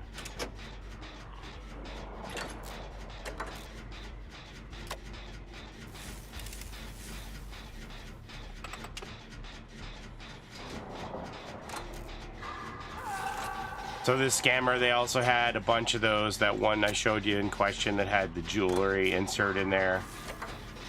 252. Spider-Man 252, first appearance in the black costume, which turned out to be the symbiote that became Venom. Speaking of Venom, they also have a ton of Amazing Spider-Man 300, which is commonly recognized as the first full appearance of Venom, even though he has like a cameo in the issue before. But Spider-Man 300 is a big book. Todd McFarlane book, first appearance of Venom. They have a ton of those, and so CGC is saying all of those are in question.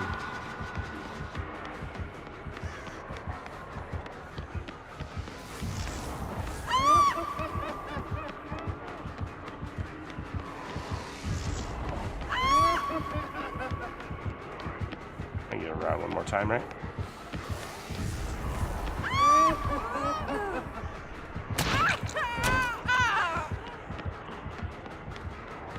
Yeah, you move up there.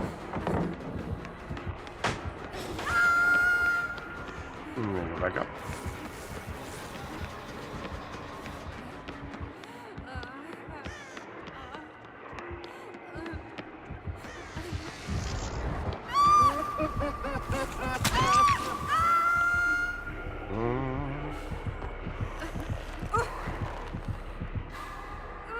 Boop, boop, boop, boop.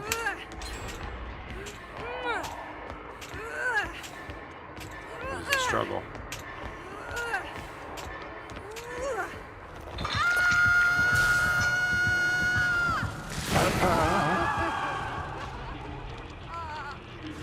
So some people are like, well, you know, CGC has graded millions of comic books.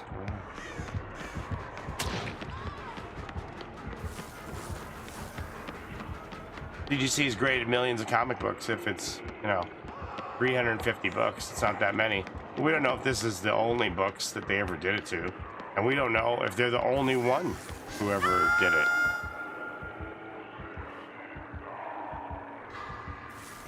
We don't know if they acted alone.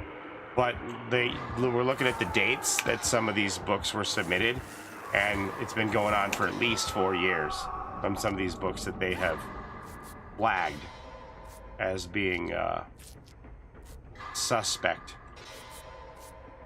So who knows how many times some of these books changed hands. There's thousands and thousands of dollars of comic book value here for these high grade key issues of Spider-Man. Thousands upon thousands of dollars. So many of the books are probably not in that seller's hands anymore. They've been doing it for where's Locker? They've been doing it for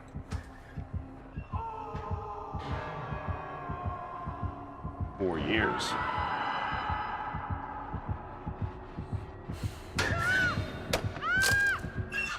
How?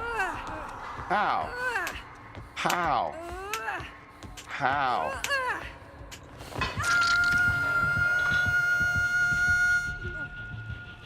How?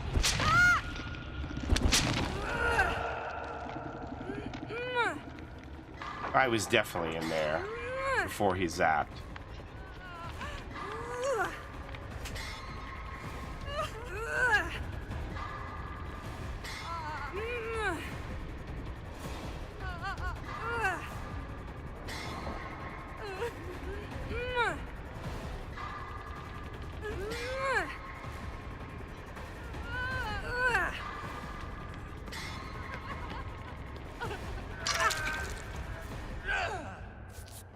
I don't know, Javier.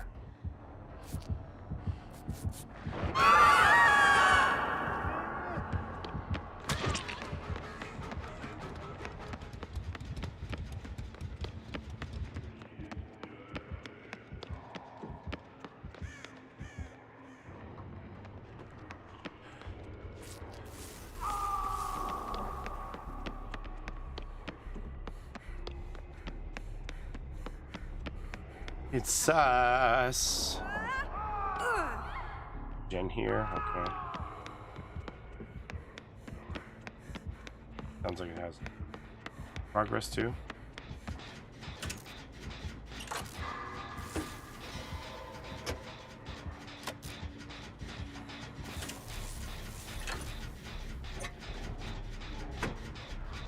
That was just super odd.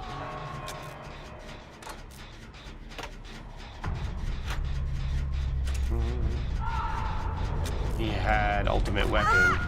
Could have been chance. Maybe.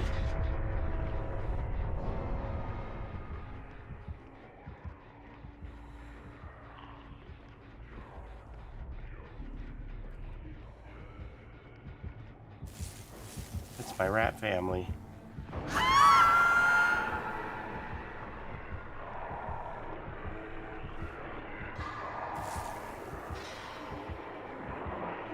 All three snapping out.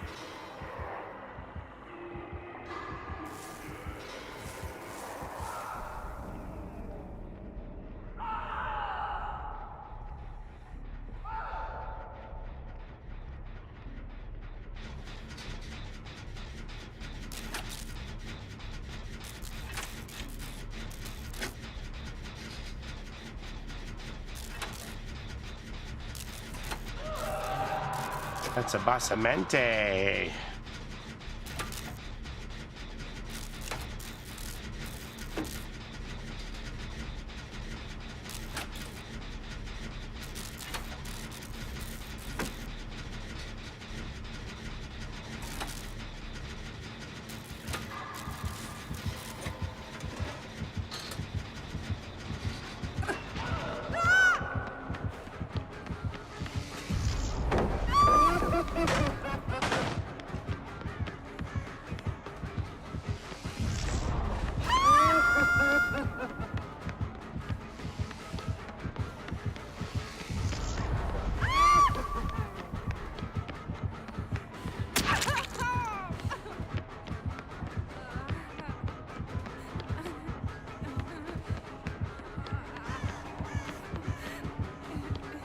Well, that's too bad.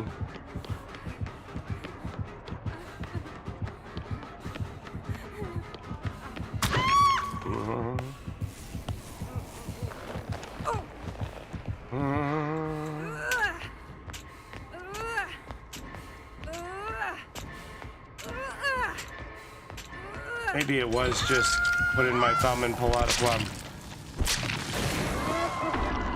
count and see how many Spider-Man 300s this guy had. There's hobgoblins. 300.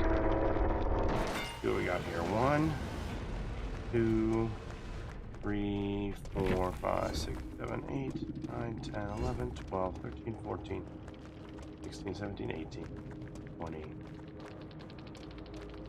4, 26, 28, 32, 4, 36, 8, 40, 50,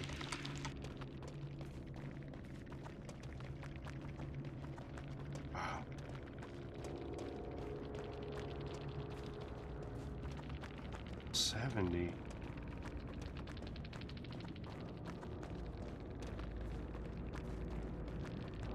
Keeps going.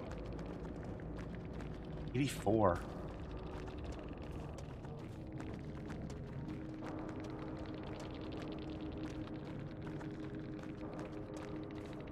$84 9.8s.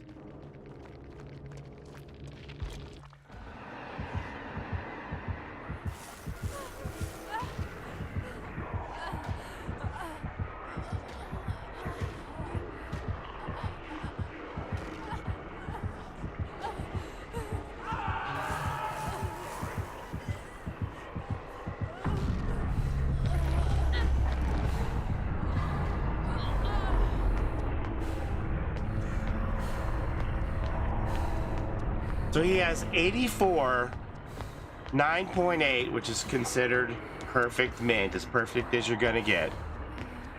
The UI is bugged. What?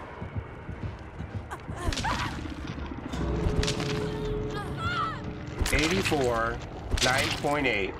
Amazing Spider-Man number 300. He has some others that are 9.6s as well. I just counted the 9.8s. What does a 9.8 sell for? eBay.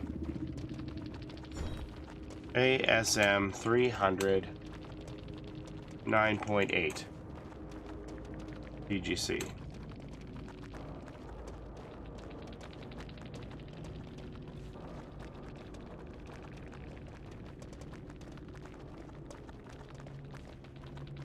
Sold.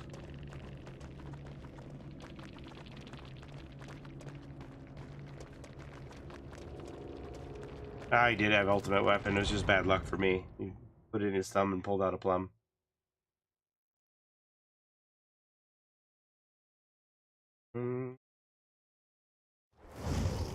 Highest price first.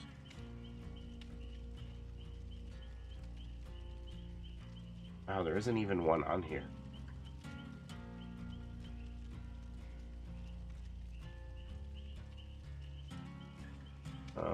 Bold.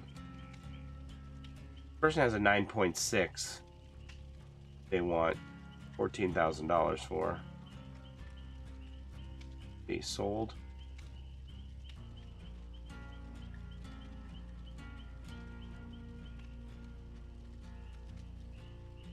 Okay, that one was autographed by Stanley and Todd McFarlane. This one, not autographed. They want almost $4,000 for it. 9.8. And this person has 84 of them. I'm out of medkits. I am. Over to Michaela.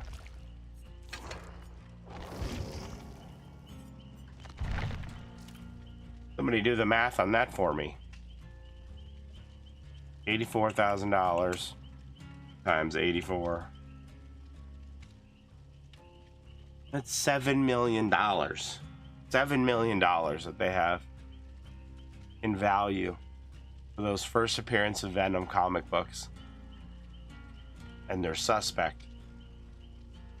And like I was saying, so, you know, people are like, yeah, but CGC has graded millions of books. It's only 350 comics that are flagged, 84 of which are this Spider-Man, Amazing Spider-Man number 300, 9.8, first appearance of Venom. Oh, yeah, sorry, what did I do? 4,000, my bad. 4,000 times 84, not times 84,000. Okay.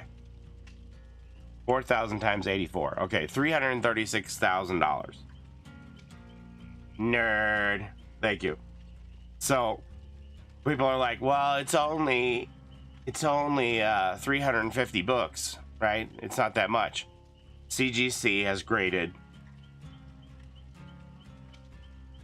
4 million comics, and this guy has 84 perfect Amazing Spider-Man 300s. Now, did he get a perfect on one and then swap it out with another book and resubmit the one that got a 9.8 and get a 9.8 over and over and over again with this scam over the last 4 years? Did he have one perfect book that he kept sending in and getting a 9.8 and then swapping it out with a lesser copy on this reholder scam? I don't know. Are they all legit 9.8s? I don't know. But I will say that the people who are poo-pooing the amount of fraudulent books out there and saying it's a low number, CGC has only given out 1,554 9.8s. So what does that work out to be? 84. So he has 5%. Yeah, he has 5% of the copies.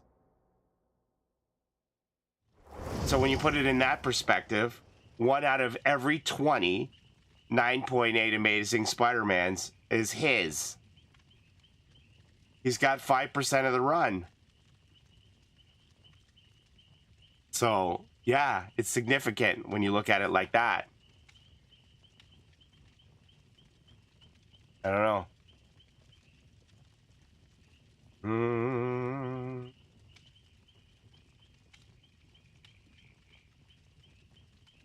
That's crazy.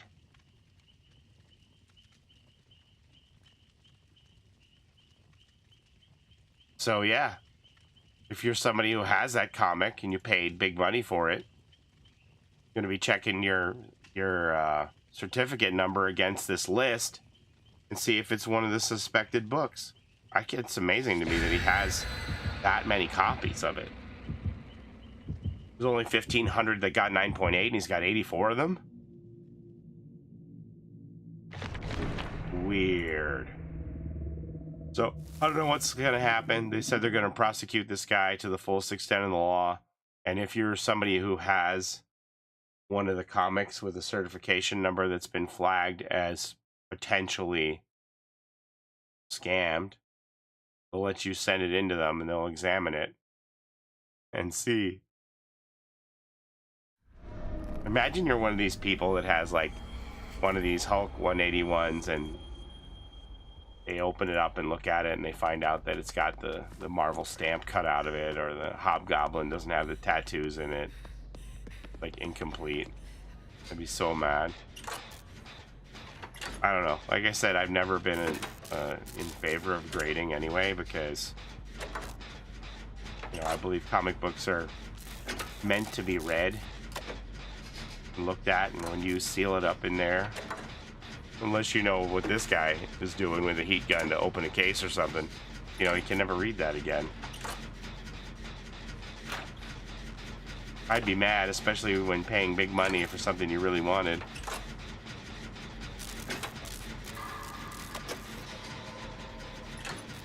I sold my Spider-Man 300 long ago. Sold a lot of my higher-end sports cards and comic books just to fund my move to Canada. Where's this killer at, yo?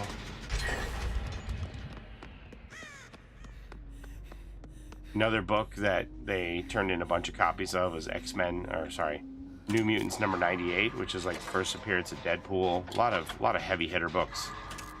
Bitter Murmur. Wonder if they're just gonna like no way out murder us. Oh, Huntress Surf's being chased.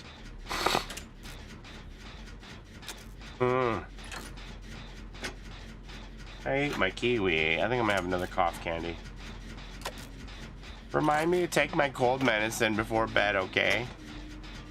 Mom, remind me to take my cold medicine.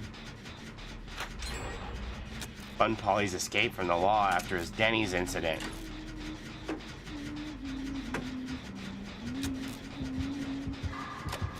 Ha!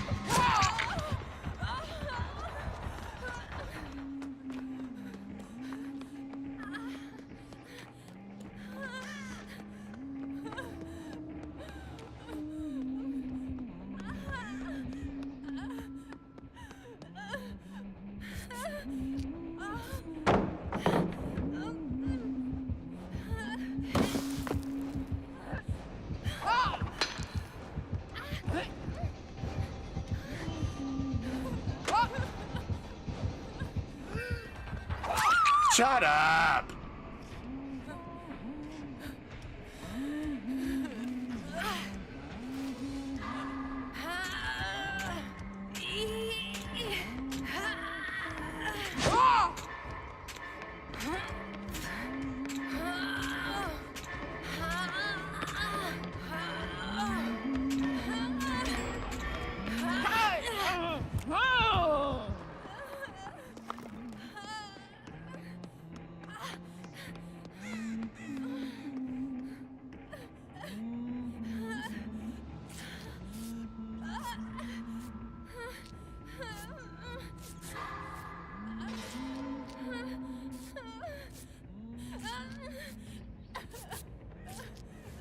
You saved my life.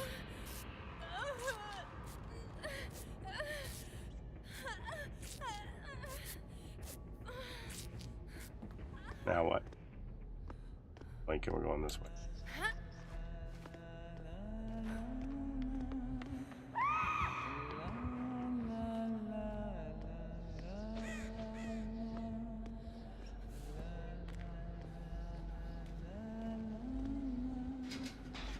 Hooked on You Huntress doesn't look good in this game. Speak for yourself. She looks great.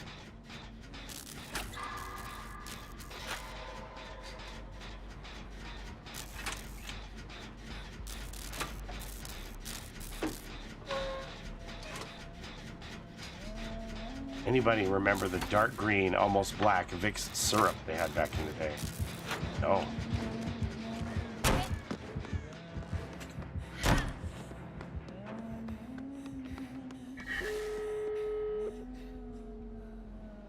You got the bitter memories. I'm scared. Your cosmetic is great.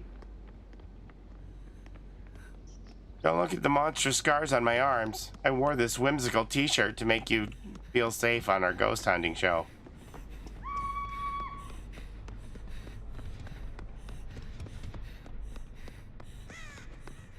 Let me see.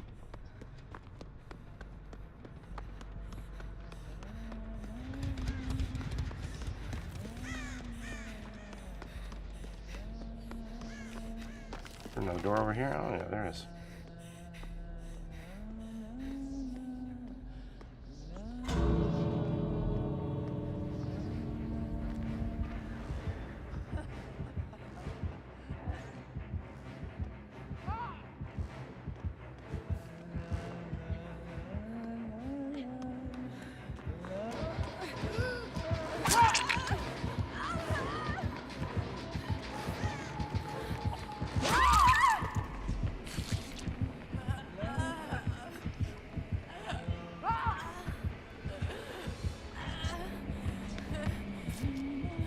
I have to be careful here. She could be trying to do a Blood Warden play and trap all of us. The gate's open now. Well, that's what it looks like to me. Like, there's no reason for her to... Oh, no Blood Warden. All right.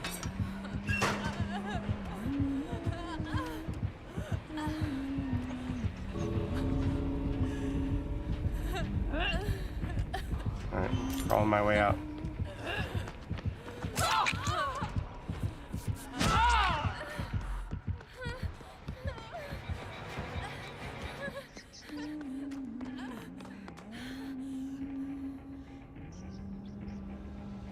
Start crawling, Mittens.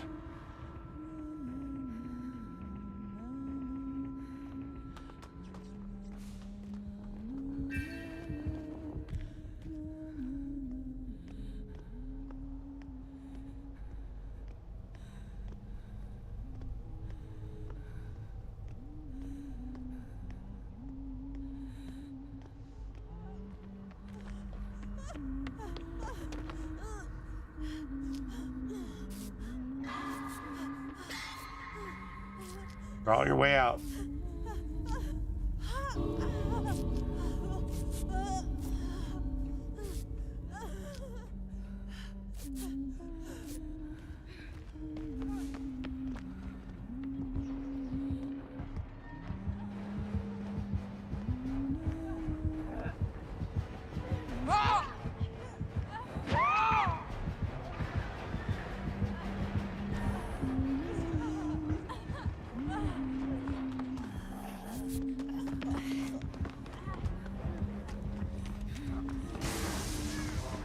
Good night, Tweety. We love you.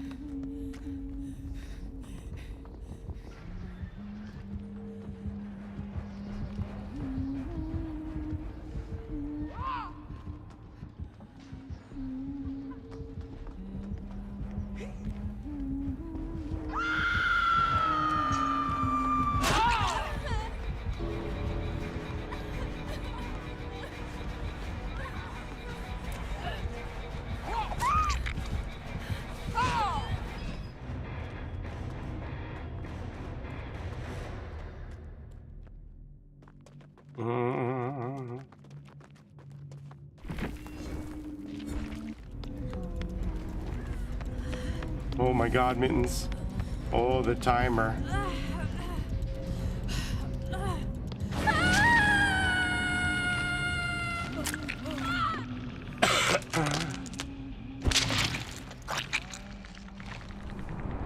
Free lobotomy. That Hattie with that head, she had those dead eyes anyway.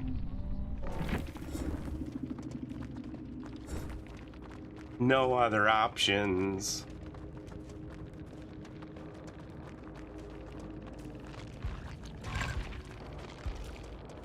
Aren't you chilly in that swimsuit? My last and Happy New Year message not go through. Aren't you chilly in that swimsuit? It's January.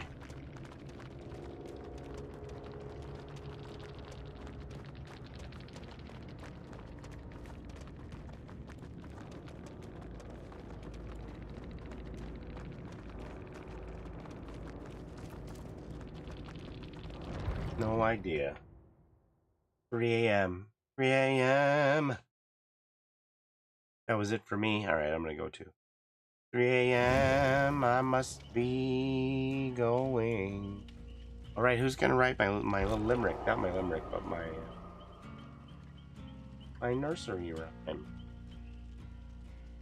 You have any? No. All right. The clothes police. I just worry about her getting frostbite, you know? I would do the same for you if you were wearing a swimsuit out in January. You know what I mean? Looking out for you.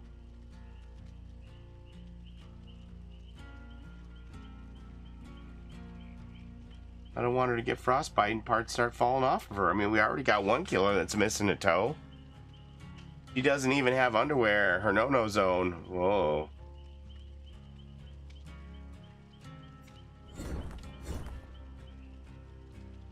Oh my.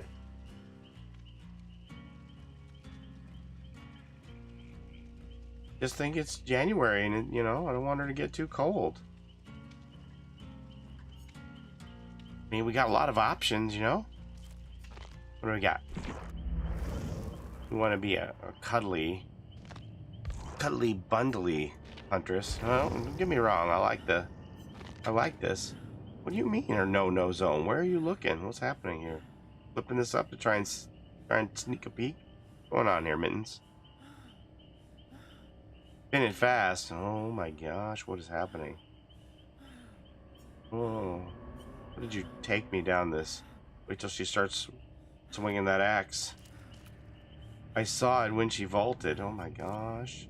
Look at her bum bum. Oh. Oh. Oh. Oh. Like Ada from yesterday all over again. We can wear warmer stuff though. Look at what do you think would be the most warm? Look at this. We have some hides. Nice hides to keep you warm, to keep the animals warm. He's going commando.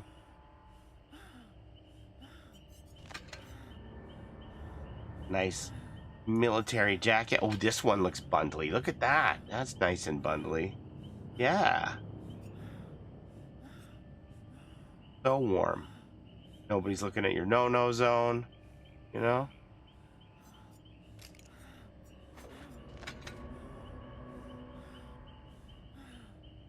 See, this is what she's gonna look like. This is all her frostbite. Parts falling off her body. She's gonna look like in that swimsuit. Exposed to those harsh winter weather conditions. No, you think it's burns, but it's actually gonna be frostbite. No, I saw it when she vaulted. Ooh. This was always my favorite. In the early days, I thought this one was so cool. She's got a lot of really great cosmetics, honestly.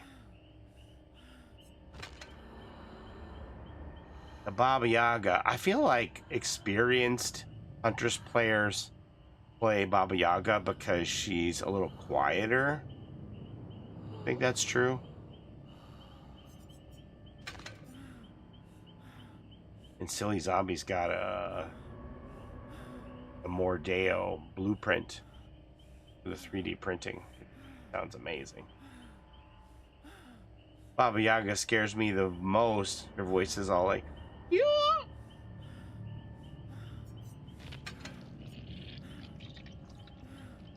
This one, she's growing her own fur. Mittens the rest of the night. Oh, see, she's got gray panties on or something, right? Or is that her? Oh, never mind. Got a Hodor situation going on here. I gotta go. That's CGI grayscale.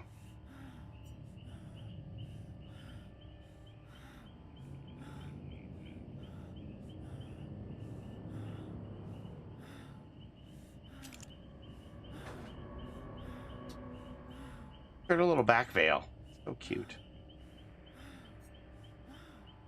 When are we gonna get the Trapper and the Wraith hooked on you cosmetics? Think that's ever gonna happen? Yeah, I don't know. I got 1,000,000 blood points, I know that.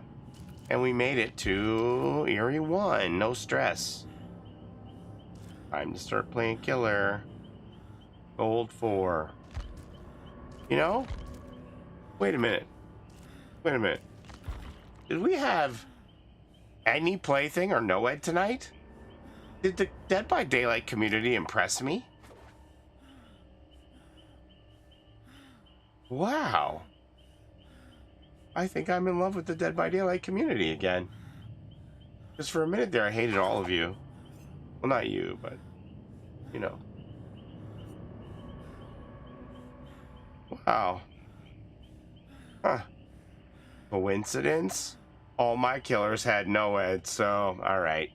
Fuck them, Boba Fetts.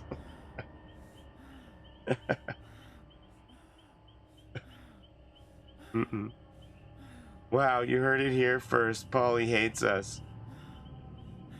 Pizza Glitter.